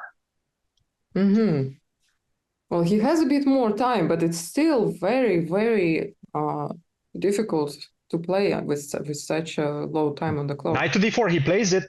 Okay, that was the trap, and now he has rook to e3. Rook e3, rook d1, and what do you do after that? If Hikaru plays rook to e3, rook to d1, and now you just go bishop to c3 and play this position. It's all about the pawn. Yes, rook to e3 is on the board.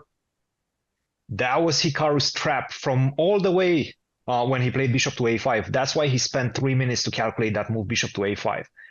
Going to this endgame, right now, there are some serious chances for Hikaru, not only to equalize, but he takes. Fabi doesn't even try to keep the rook. Yeah, but now I'm starting to like Hikaru's position, sort of, because look at this pawn on a4. That one is going to fall. You have to keep the rook on c8 to defend the pawn a8 on is only c5. move, probably. Bishop f8. Okay. Oh. Bishop c3. I'm getting ready to take. So he wants to go rook to a8. That's why he defended the pawn on c5 with the bishop on f8. But now knight d5 and white is rolling. White has the beautiful squares. This is starting to look better and better for Hikaru. I'm not saying he's out of the woods yet, but this is definitely looking better than what it looked like 5 moves ago. Also, his time is looking pretty good. 58 seconds for Hikaru against 35 seconds for Fabiano. This one is going to go down to the wire, Maria. Yeah, and I don't think Hikaru looks as stressed anymore. He looks much more relaxed, while Fabi is all concentrated and probably realized that he let some advantage slip. Yes, knight to b5, be careful. Knight to a3 is a big threat right now. Or it could be a big threat. Play bishop c3. Bishop to c3 probably is going. Bishop to... Whoa. Bishop e3. Okay, but knight a3. Oh man, knight takes a3 might be... Did he blunder it? I mean, you do have knight c3 at the end. Knight to d6. Okay. He did not take it. Okay, he had only 15 seconds. It's really hard to calculate in this time. It's not easy. Yeah, but that's the thing. Hikaru is so good at taking decisions quickly, knowing that the opponent will not make some move even if he sees it. Yes, very practical decisions all the time. That is one of his biggest strengths. Still, you have to be very careful about bishop takes a3. That one is still lingering and creating this passed pawn. So knight to d6. Wait a minute. Rook takes f8. What is this? Rook takes f8. Whoa. Rook takes f8 and it's a... Whoa. Oh, Fabi blundered it. Fabi blunders a piece. Oh, he's shaking his head. Rook takes c6. Don't relax, Hikaru. You cannot relax right now because this is not over yet. There are still a lot of chances because of this. He's not relaxing, but he is laughing. He's laughing. Yes, he's laughing. He's laughing, but he will soon understand that this is not over. He needs to stay focused. Knight to c4, still putting a lot of pressure on b2. Okay. Still not completely over because, for example, knight to b5, knight to e8, okay. You probably, as black, want to put the king on g6. And now, what if I just go bishop to c1, right?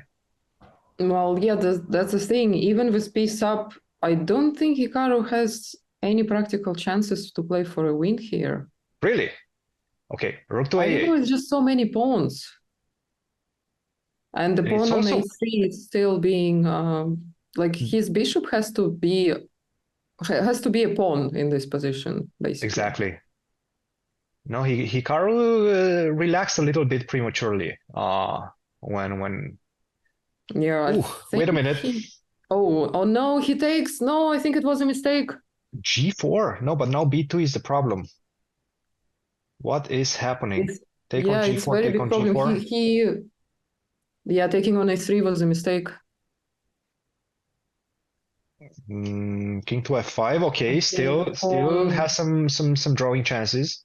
King takes f6 and take on e5. Play that position. What a game. Oh my god. Rook to b4. Rook to b4, keep contact with the a pawn. That's a good move. That's a very good move. So now it looks drawish.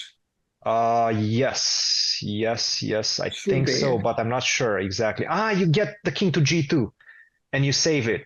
Yes, you get the king to g2 before black puts the pawn on h3. He saved it. Yes, king to g2 and king to h2.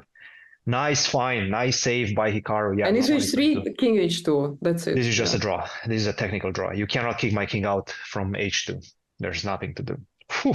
What Hikaru a wild game. So disappointed. They are both disappointed. Game.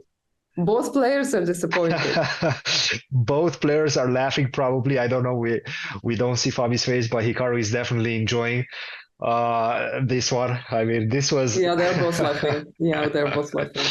This was crazy. Oh my goodness. So much tension in this match. I have to say, every single game, so much tension. Yeah. Whoa, what a game. Yeah, that game was really good quality. I mean, at the end it was some blunders, but the quality of the tension is insane. Yeah. No, and with this game and the players and the tension that just got released, I think it's time for us to take a short break, and Cool we'll be down. right back with game three of this incredible match. Yeah, see you soon.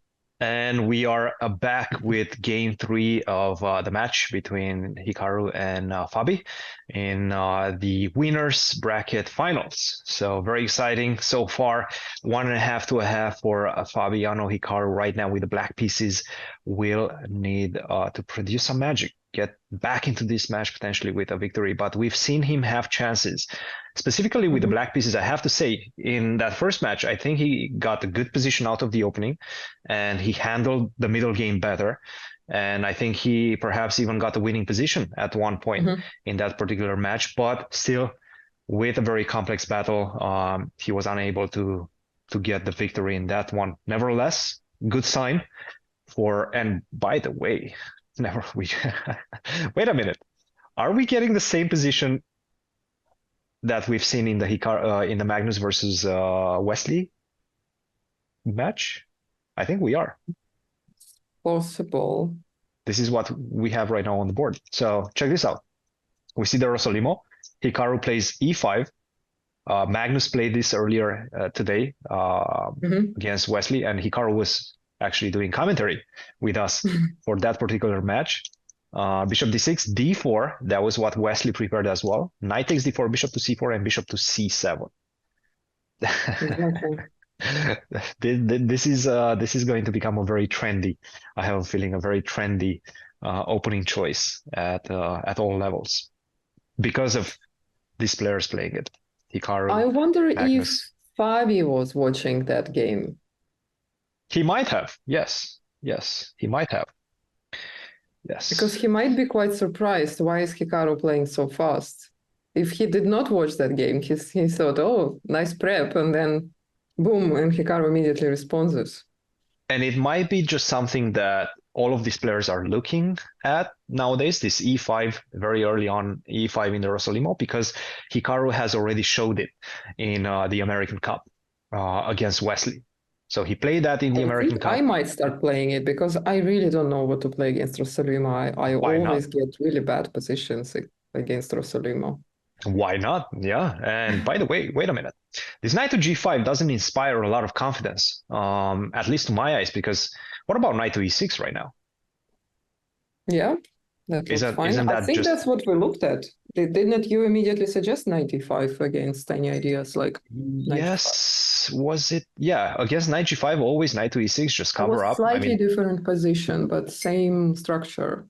I believe it was a different position. So my guess is that after knight to e6, of course, you don't want to take on e6 and allow any sort of trades going into the endgame. I'm a pawn up, right? But what I do think it's Fabi who is happy with trades, theoretically, right? Right. But once again, there's still 2 more games and there's only 1 point difference. So Hikaru only needs to win 1 game to level up the match. Yeah. So this is definitely not a must-win situation for Hikaru, and definitely not a must-draw situation for Fabiano. Well, it's the same must-win for Hikaru. Like you need to try to win every game. You cannot leave it to the last game. I agree. So he still needs to push, maybe not just risk everything. Including losing win. No, not like that, but it's still the position where he will always look for how to avoid a draw and how to take the chances with a win. Even with black pieces, I don't think Hikaru will go for a quick draw. Oh no. And we've seen that tenacity and that risk-taking mentality in the American Cup. I've seen it firsthand because I was doing commentary for that one. I've seen it during the classical portion. He played a Sicilian against Lenier Dominguez, one of the best prepared players on the planet, and he did well with a Kalashnikov, which is pretty much a sideline, with right? Hammer on Twitch commentating as well. Yeah. We've seen that. So we've seen this mentality of being okay with risk taking pay off for Hikaru, and perhaps this is what he's gunning for in this particular game as well. It seems to be a trend that he enjoys following in the last few months. Exactly. And he did Yeah, mention this at the beginning of the broadcast, right? He was talking about all those Berlins playing against Wesley and how perhaps he's going to try to shy away from those nowadays, because what's the reason for that, right? boring, yeah. Yeah, what's the reason for that? I mean, have some fun, yeah, and get some fun positions. This is definitely a fun position, I have to say. Yeah, this is definitely much more fun. I think he really enjoys playing Sicilian lately. Yes, he's definitely enjoying that. Castle, all right. So Yeah, he did not play 96, and not sure how much I like this position for black. this is what I think he was worried about. If you go knight to e6, perhaps f4 might be problematic. There's a big threat in the position, and that is not to take on e5, but rather take on f7. Take on f7, take on f7, and then go f5. Okay. And I'm going to open up everything, and you're going to be in trouble. So if you do take, I think this is perhaps what Fabiano had prepared. And this is going to be completely wild. Yeah. Some wild stuff. Peace sacrifice, wild stuff. Who knows what's happening? And I have a feeling Hikaru was aware of these complications. He played this castle, and right now is Fabiano's turn to take a deep dive and think about this position deeply, because this is not easy. You're a pawn down as white. You have some compensation, and Hikaru is very good at neutralizing compensation, I have to say. So yeah, it's like in Smith-Morra gambit. If you castled and developed your pieces, you're fine. Here, Hikaru is only one bishop away from developing all pieces, so Fabi needs to find a way to stop the last piece to be developed easily. So, well, knight d5 does seem like a logical move, but at the same time, black is not worried about trading the bishop on c7, I don't think. maybe try to go for some b5. In fact, yeah, b5. b5 becomes a move after knight d5. So maybe that's why Fabi is considering some other options. But what other options does white have? That's a very good question. And we've seen this idea of b5 and getting this bishop on b7 in that Magnus game as well. This is how he freed his pieces in that one as well. Yeah, no, castle, big moment Maybe for both a4 players. to prevent b5, but that seems a bit slow. Which one? a4 to prevent b5. I like it, yeah. And since you're focusing on the queen side, important tempo. I'm going to focus on in the center right now. I need to get my pieces out. d6, maybe go knight to g4, knight to f6, transfer the knight back so that I can control. h3, wait a minute. This seems a bit slow. Not gonna lie. It does seem slow. My question is, does Hikaru think about f6 potentially? King h8. With king h8, which he plays it, yeah. So that's the only way to kick away the knight, right? Maria, I'm going to put this out there, and we're going to ask Hikaru after. But I think Hikaru still knows what he's doing. I do trust him to know what he's doing in most of the time. But I feel he knows this specific position. I think he had this in his preparation, because he's playing very fast and very confidently, and that means that. And this is not a position that you can play fast without knowing what you're doing, because you're facing very serious compensation, right? You have to neutralize, and you have to know how to neutralize that compensation. I feel like Hikaru probably still had this position on his board in the morning or whenever he prepared this line. So it's possible, yeah, because he not only is playing fast, he is also quite often playing the best engine move that suggests that he had it analyzed with a computer. Yeah, and I have to say this is probably the best thing and the best type of position that he could have asked for, as we are entering these final decisive games of this mini match. A4, trying to stop any sort of B5 ideas for black. Yeah, so he is planning to play knight d5 next. Knight to d5 finally on the board. Yeah, yes. Now Hikaru really needs to develop the last bishop, and maybe h3 was to prevent bishop g4. F6 makes a lot of sense. So, knight to f3. b6 And now or b6? knight to g8. Oh, knight g8, wow, very quickly. I'm telling you, Maria, he still knows what he's doing. He still knows the best moves in the position because he studied this position. Knight d5, knight e7. So this is what this knight's whole purpose in this position is, to tackle the knight on d5. As soon as the knight lands on d5, tackle it with knight g8, knight e7.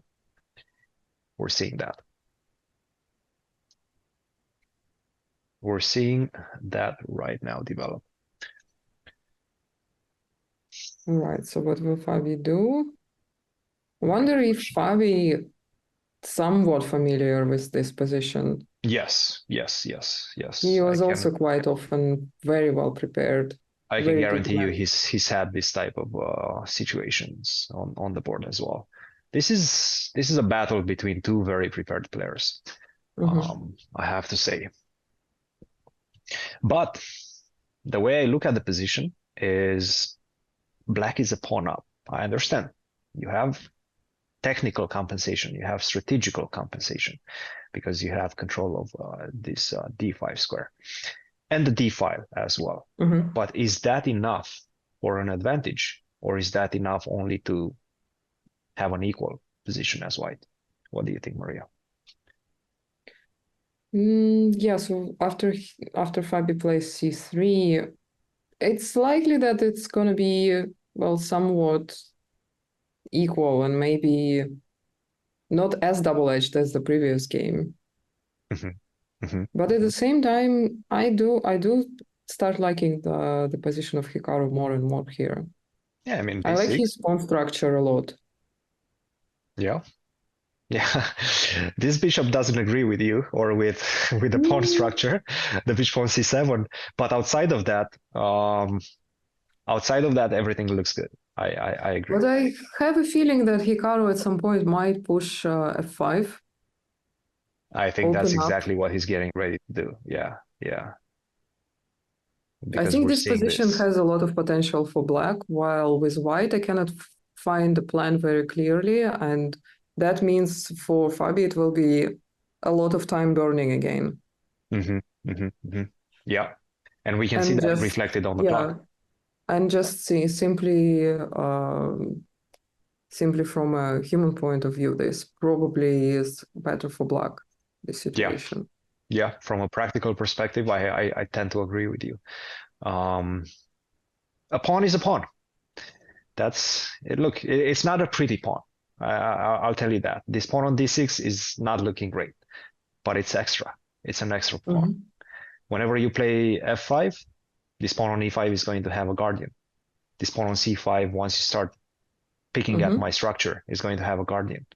So yeah, and with every move that they play, it's Fabiano who will keep asking these questions to himself. How do I win the pawn back? Because it's up to him to prove that sacrifice was legit. Because the onus is definitely on white to prove the compensation. Yes. Yeah, it's psychologically it's much better for black. With each move it becomes better and better for Hikaru.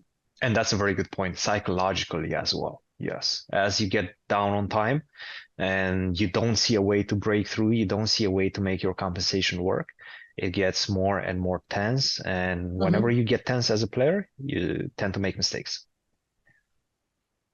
Bishop takes d5. We expect queen to e7, get this queen off this d file, and he plays it. Now you have to get ready because f5 is coming. I think white has to play g4.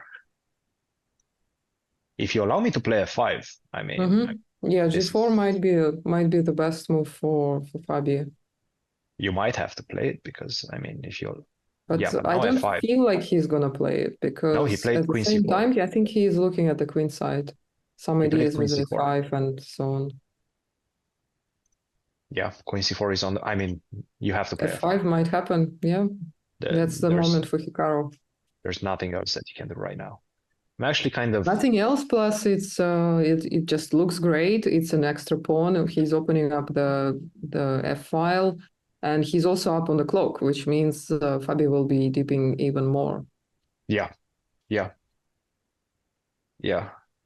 No, f5 is definitely the right move in the position. Hikaru, wisely taking his time, thinking about his position, pondering his options. He knows the idea. He's just making sure that he's not missing any tactical resources for white. And there are no tactical, well, actually, there are some tactical ideas for white. For example, I think a5 would be an interesting idea. Problem is, with a pawn already on f5, now you don't have time to do that. I go f4, right? f4, and then I go f3, and then look at this pawn on h3. It's not looking very happy. Your king This is probably already losing. He's about to get checkmated, yes. Mm-hmm. So you cannot allow f4. I think after f5, you might have to take on f5.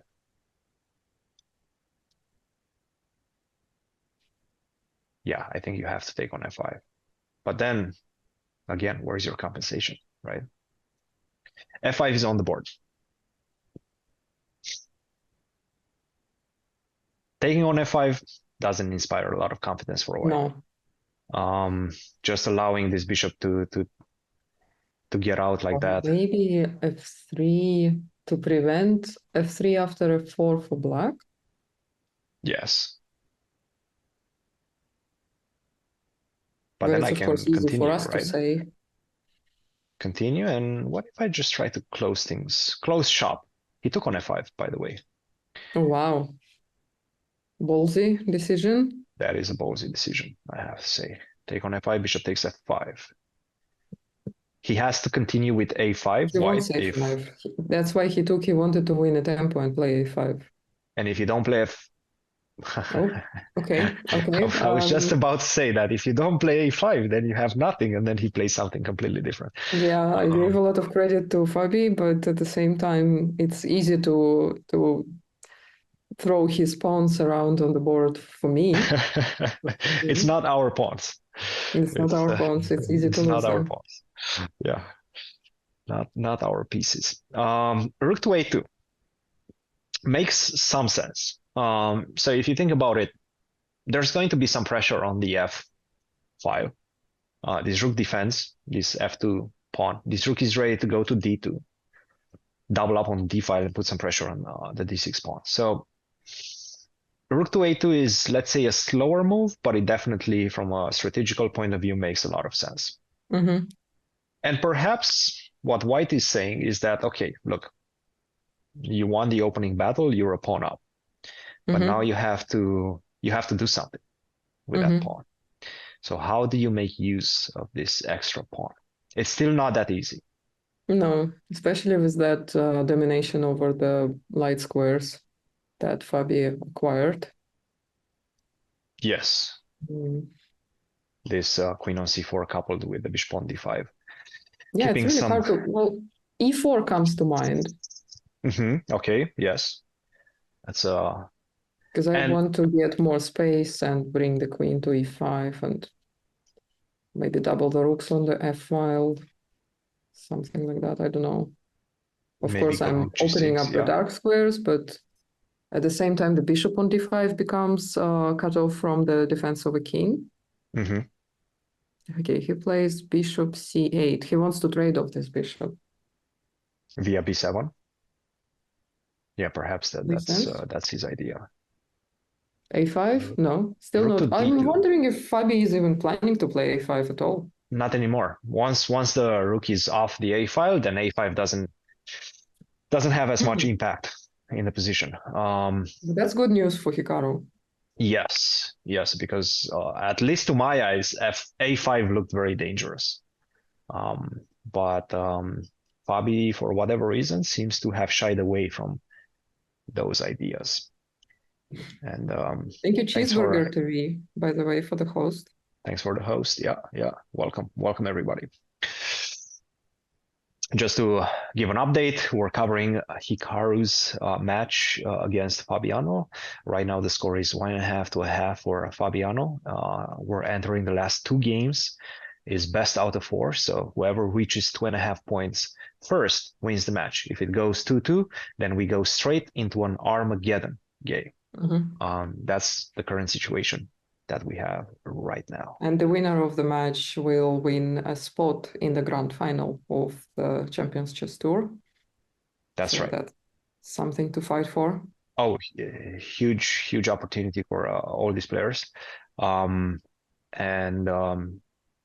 There's also, this is the winners final. So they have an extra life. Whoever loses this one gets thrown into the losers bracket, and then they have the opportunity to bounce back and potentially reach the grand finals again.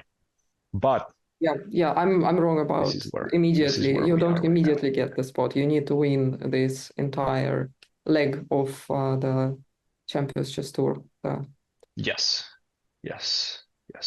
Yeah, Chessable Masters. A6. All right. A6. Yeah, let's have a look at A6. Why didn't he play Bishop B7 immediately? Or was this the entire plan? A6, B5. I assumed Bishop C8 was for Bishop B7 idea, but seems like this was the plan. But White probably won't allow B5. So how do you stop it? Do you play B5 yourself? No, he decided against it. He moves the queen away, so B5 comes without a tempo, and I guess he wants to take on maybe C5. Take on C5. Yeah, I think this open might up be the his D file idea. And try to get the bishop here, maybe get the queen to H5, and now that D file is open, I have some ideas. You have to keep these bishops to protect all these entry squares. And which means the rook is out of game. Yeah, I don't think he wants to do this. He played A5. Okay. Pretty much asking White to... much more. Yeah, I think what Hikaru is trying to do right now is he's trying to understand what's happening on the queen side. Are you going to lock it up with B5 and then I can focus on the queen side? Or are you going to allow me to potentially take on B4 and get another pawn? So he's asking some very practical questions in the position. It also doesn't feel like White has any sort of advantage on the queen side anymore. Like you can try to focus on the B file, but okay, then what? Whenever you take on A5, I take back and I have the rook is back to play without even moving. Exactly. I'm challenging you on the B file, so you don't have that potential for an attack and opening up the position. And he goes for it, rook to B2. Once again, Hikaru doesn't have to worry about it. And you can even take on B4 he can play bishop f5, but I also like bishop d7. Oh, he did play it. He played it. Bishop d7 is on the board. And now b5 might be one of the forced moves to close it up, but then Black is really happy about it. Whoa. Rook to A1. A1, this is so defensive. Hikaru is smelling something. Yeah. He's posturing up. He's smelling some opportunity in the position. Well, he has options. He can take on b4. Yes, take. Open up the A file. Maybe I see this. I see these two rooks on the diagonal, and I really want to get my queen there. Yeah, E4 is also an option. And also the bishop on D5 doesn't have its protector on D1 anymore, right? So that might be a problem. I like this sequence for Black. Let's see if he goes for it. No, he goes for rook FC8. Still maintaining tension. I think he's just bouncing the ball and asking Fabi, what are you doing? Fabi gets lower and lower on time. Yes, rook FC8. How do we feel about this position, Maria? I see an easy plan for Black, something along the lines of bishop to D8. Yeah, for Black, somehow it's easier to play despite them being a bit more restricted on the positional space. That's because of that extra pawn. Yeah. Yeah. You have that extra pawn to use as decoy. You just keep right? counting the pawns every move, and you feel good about yourself. Exactly. Yes. Oh, by the way, check this out. If I go e4 and you take like this might be an opportunity. D5, and if you take bishop c6, Wow. and now bishop to h2, And it looks like this might still work for white, but I have a feeling yeah, I'm missing somehow. something along the way. Here maybe I can take on b4 first. Take, and now I have bishop e5. Oh yeah, this looks good. It's all about that shish kebab on the long diagonal. Yeah? this rook shish kebab. let's get for that. Let's go for that. Rook kebab. Rook kebab. Yes. The rook kebab. He did not spot that. He played the move bishop to e8, queen to c4. Still, again, these games, there's so much tension, right? Every single one of them. So much tension. And in this position, it's really interesting. Hikaru is the one who needs to win at least one game in the remaining two, right? Including this one. He is playing with black pieces. He is in a bit more like maybe stuck position despite having a pawn up.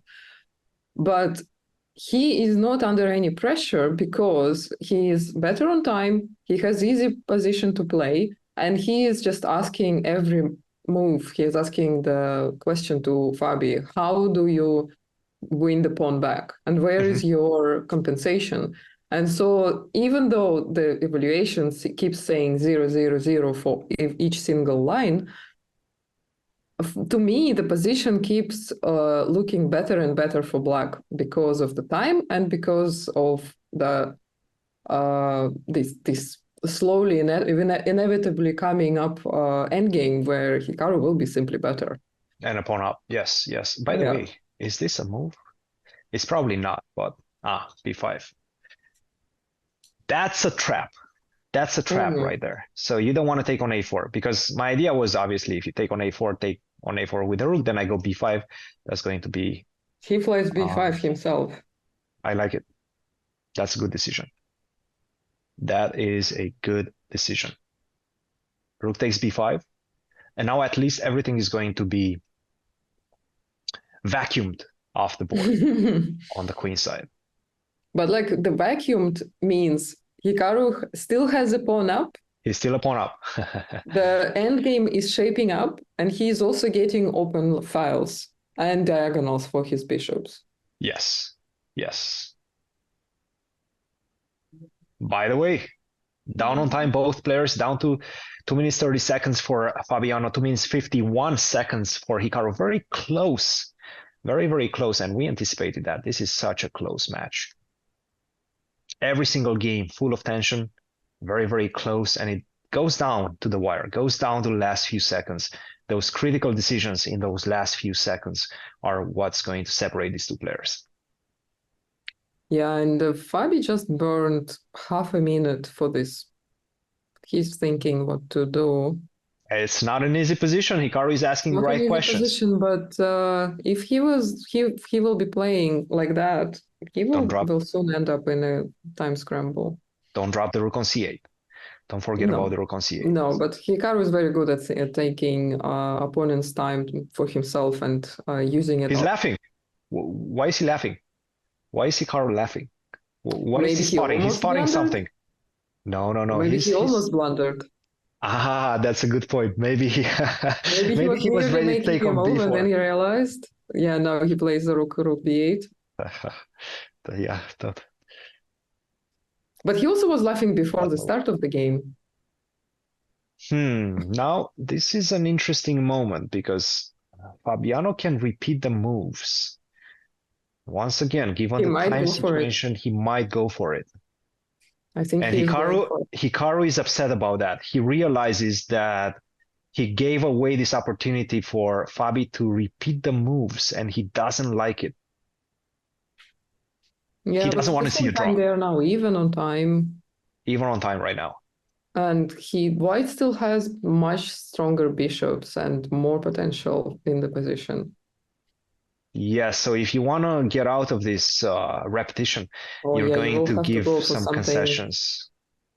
for something quite risky. Well, he can make one move to avoid immediate repetition by h5, but it will be only delaying the The inevitable. repetition happening again. Yes.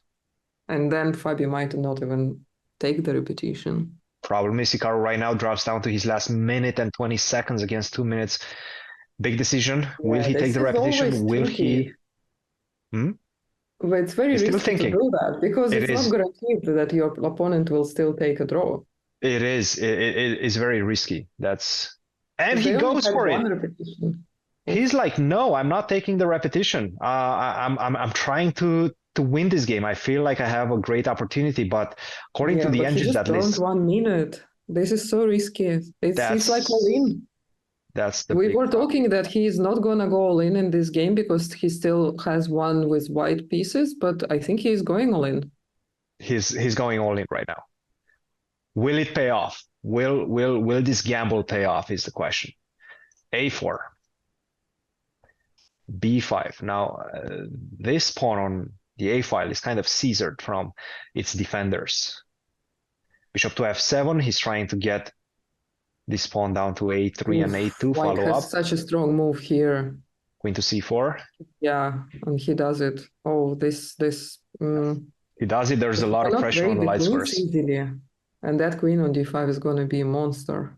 Yeah, and he doesn't like it. Hikaru is not liking this because whenever you go bishop to b6, this queen is going to land on c6, putting a lot of pressure on the bishop on It's b6. such a strong queen.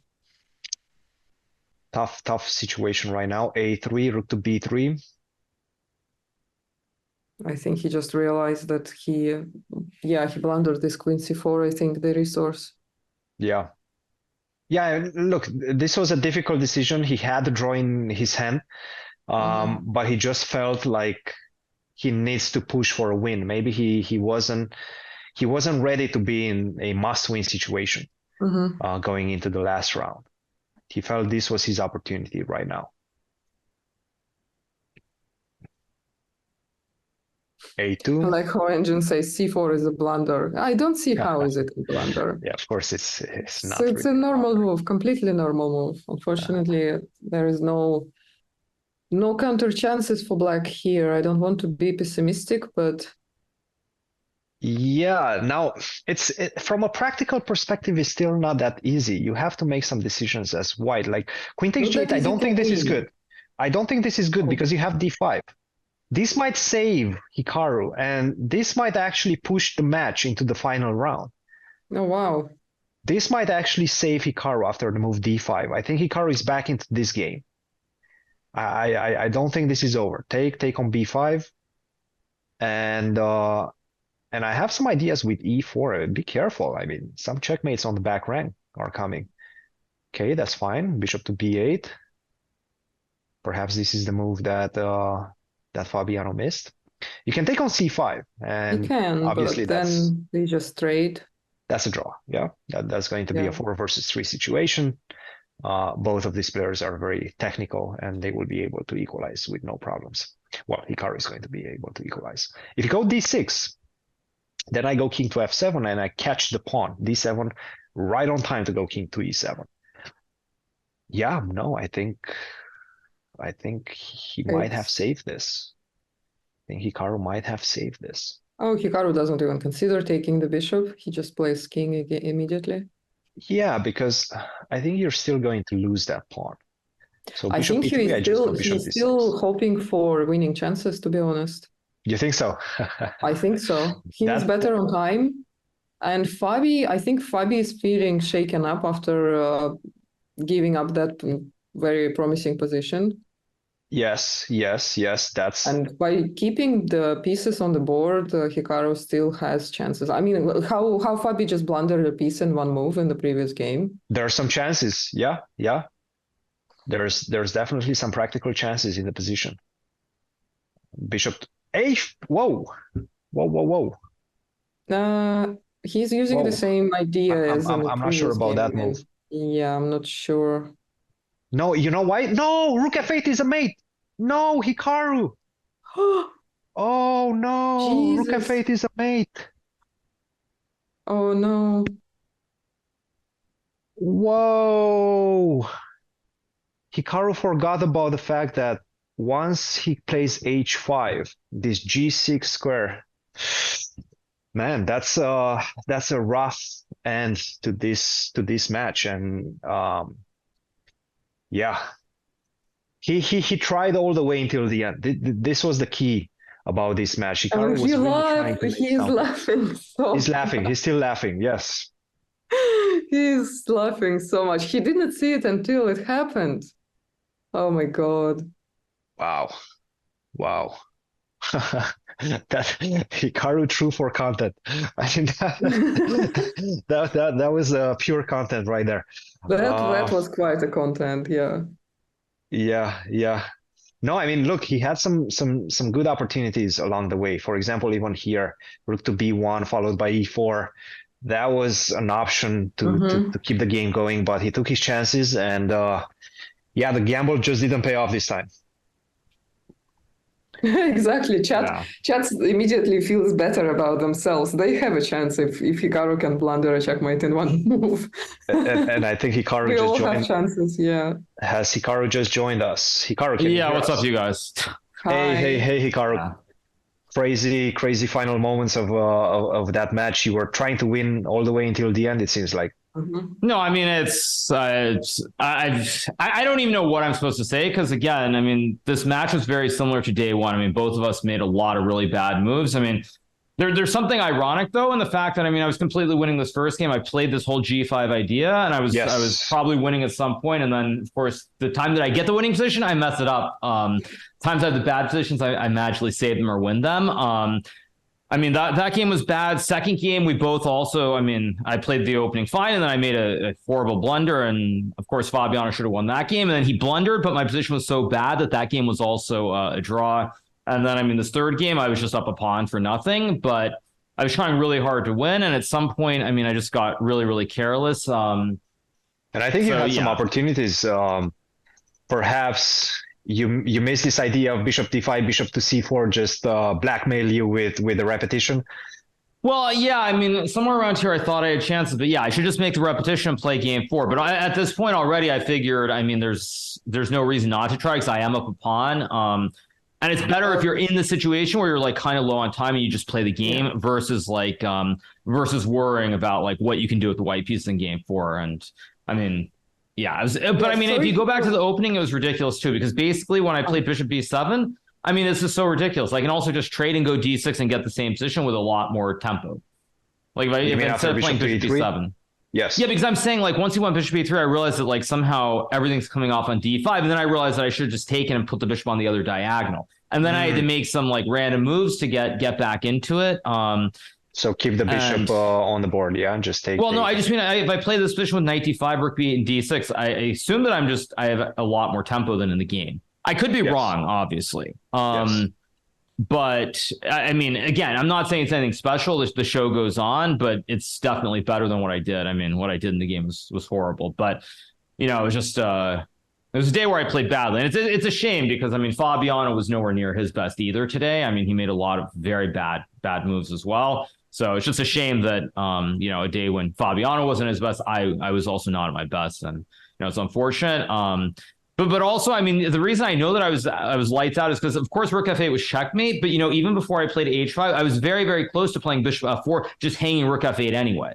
I was actually very close to playing bishop f4. And then I'm like, okay, I can play h5 and simplify. And, I mean, it's just... yeah, it's just really, really bad, really, really bad. But, you know, I guess it's hard to have like a good day every single day of this event, playing 5 days in a row. And if it had to happen, it's better it happens today than in like any of the other days. So, yeah, it kind of sucks, but it's nothing to be done. And Maria, do you have any? We noticed that you started laughing at some point after Queen G4. Before you played rook b8, why did you laugh there? When he played Queen G4, your rook on c8 was hanging. Oh yeah. I think I almost hung my rook there. Is that? Yeah. I think I almost hung my rook. Yeah, in that position, I was very close to hanging my rook as well.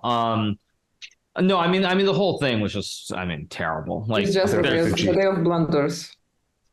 yeah, I mean, like I said, I mean, thanks so much, Just Be Kind, for the 5 gifteds, by the way. But I mean, I basically felt like I was missing everything. I just was not there, because even at this point, somewhere around Queen G4, I thought here also, I just thought, I mean, I thought I'm probably winning.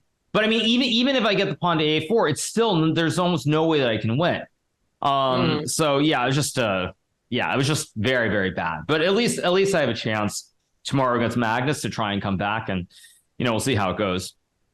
And we're definitely looking forward to that. It's a great content. I mean, today was great content. The very exciting second game. It was like up and down all the time.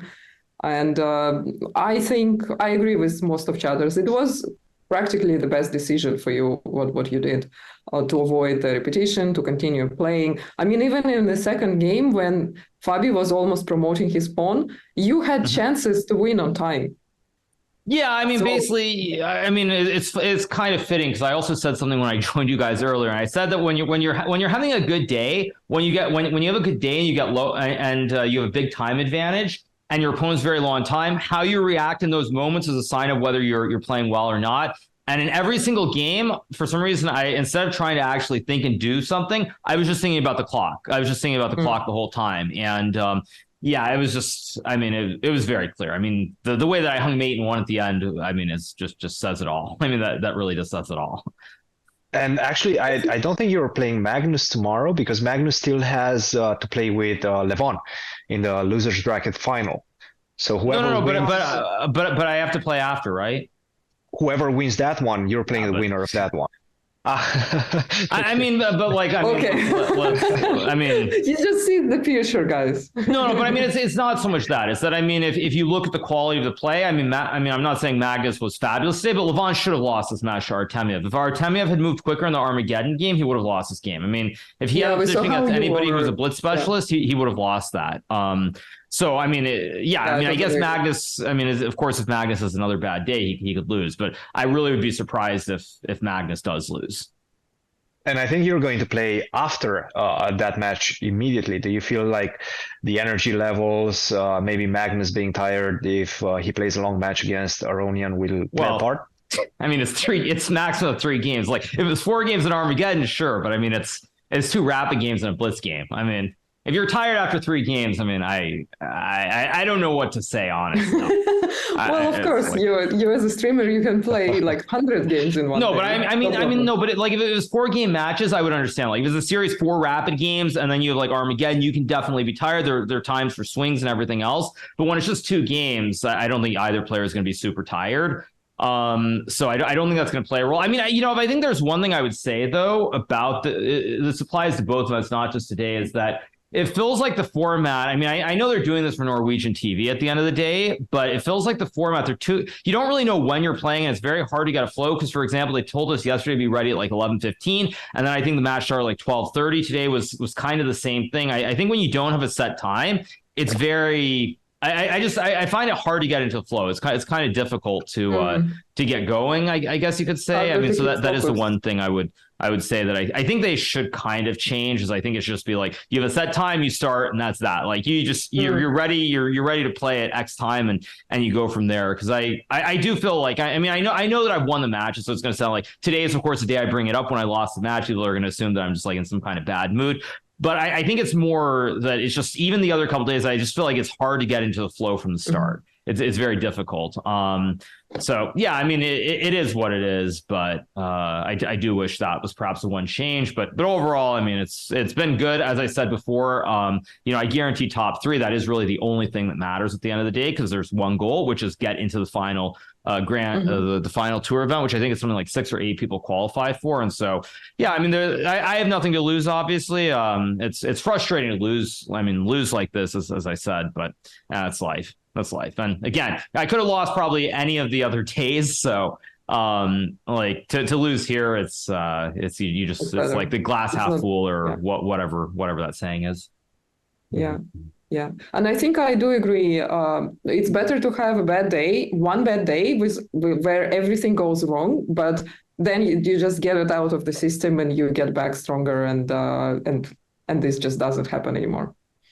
Yeah. I mean, of course, if you're going to play badly, just get it all out in one day, especially with a double elimination. I mean, that is one of the reasons that I think, that is one of the reasons that I do like the double elimination. I mean, as I said before, I do think it favors the strongest player, being Magnus, obviously, that he has 2 lives. But I think just in general, I mean, it would be a real shame for me to have a match like today. It'd be a real shame to have a match like today and then just to be out of the tournament, because obviously today was exceptionally bad. So I at least have a chance tomorrow to play some good chess, and we'll see what happens. Obviously, it's disappointing, but I've played chess my whole life. I've had worse games and worse matches than today for sure. So yeah, that's how it goes.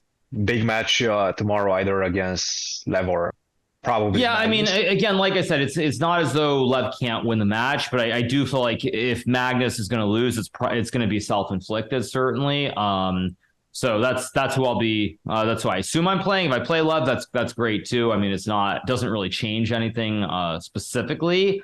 Although I think obviously the fans would prefer to have me playing against one of the players rather than the other one. But yeah, that's how. How do you feel the flow of that match is going to play out? You versus. I mean, well, I mean, first of all, like I said, I think Lev's chance. Let's back up a second. I mean, Lev's chance to win is going to be in rapid. That's his chance against Magnus. I think that if he gets to Armageddon, Magnus will probably win that, just because I'm assuming that Lev will have to go very low. I think Lev did go too low today. He made a mistake in the in the bidding. Low. I mean, he went too low. 7.5 was too low. He should have lost this game. For Artemiev, Artemiev at some point when he had like the 1 or 2 minute edge, it was like 3 or 4 minutes versus like 1.5. He, for whatever reason, was trying to play a classical game. He was trying to like win on the board, like a clean on the board win, versus just like playing logical moves and and trying to flag Lev. And if he had done that, I mean, he would have won. So Lev went too low. So my assumption is that tomorrow, like, Lev is going to have to go really low again, and and then if he wins, Magnus is going to have a big time advantage and probably beat him with the white pieces. So Lev's going to have to get it done in the rapid, in my opinion. No, but we were discussing that Levon went so low because he wanted to prevent Artemiev from playing black for any cost. Yeah, but I mean, I did this against Artemiev too. I mean, in the Champions Tour, maybe like already 2 years ago, there was one match that went to Armageddon. I actually bid really low, or I didn't bid, but it was like, I think it was 6 versus 4 or something like that, and I lost that game. So it's not like Artemiev can't play fast, but still, I mean, the bid was too low, and Lev got a little bit lucky. So that's why I feel like tomorrow, if he's going to win against Magnus, he's going to have to bid very low again. And I mean, Magnus knows how to use his time. He knows how to move. I mean, he knows how to move when his opponent's got a minute on the clock. And I think it's just, it's going to be interesting, but I do expect to play Magnus at the end of the day. Of course, having said that, now magically Levon will probably win the match or something. It's just how it goes. Are you planning to do any preparation for Magnus, I guess? No, I mean, as I said before, I'm not a professional chess player, so I do just a little bit of preparation before these matches, and that's the extent of what it is. So I do a little bit of prep before the match, and that's the gist of it. And it's just how things are. And I mean, I could obviously look at something, but it's also a short match. Like, it's only 2 games, so with it being only 2 games, it's very difficult to, I mean, have some great idea. Like, I think in the 4-game match, like, if you have one idea or it doesn't work out, you can always go back for that second game with the white piece or black pieces and then do something. But in this case, I don't. I mean, I've played Magnus so many times. I'll look at something light, but I mean, nothing too crazy. Cool. Any ideas for what you're going to do tonight? Are you going to stream some more, get some rest, watch a movie? What's the plan? I mean, probably try to do nothing with chess. I might do a recap just because the games were pretty silly. So I might do a recap, but we'll see. Other than that, probably not much. I mean, it's just you just move forward to the next day, take it one day at a time, and that's that. So yeah, nothing crazy, that's for sure. Cool. Yeah, everybody loves a recap. Hikaru, thanks for joining, and we'll see you tomorrow. Great. Have a good one, you guys. Bye. Have a good Looking forward to it. Good luck.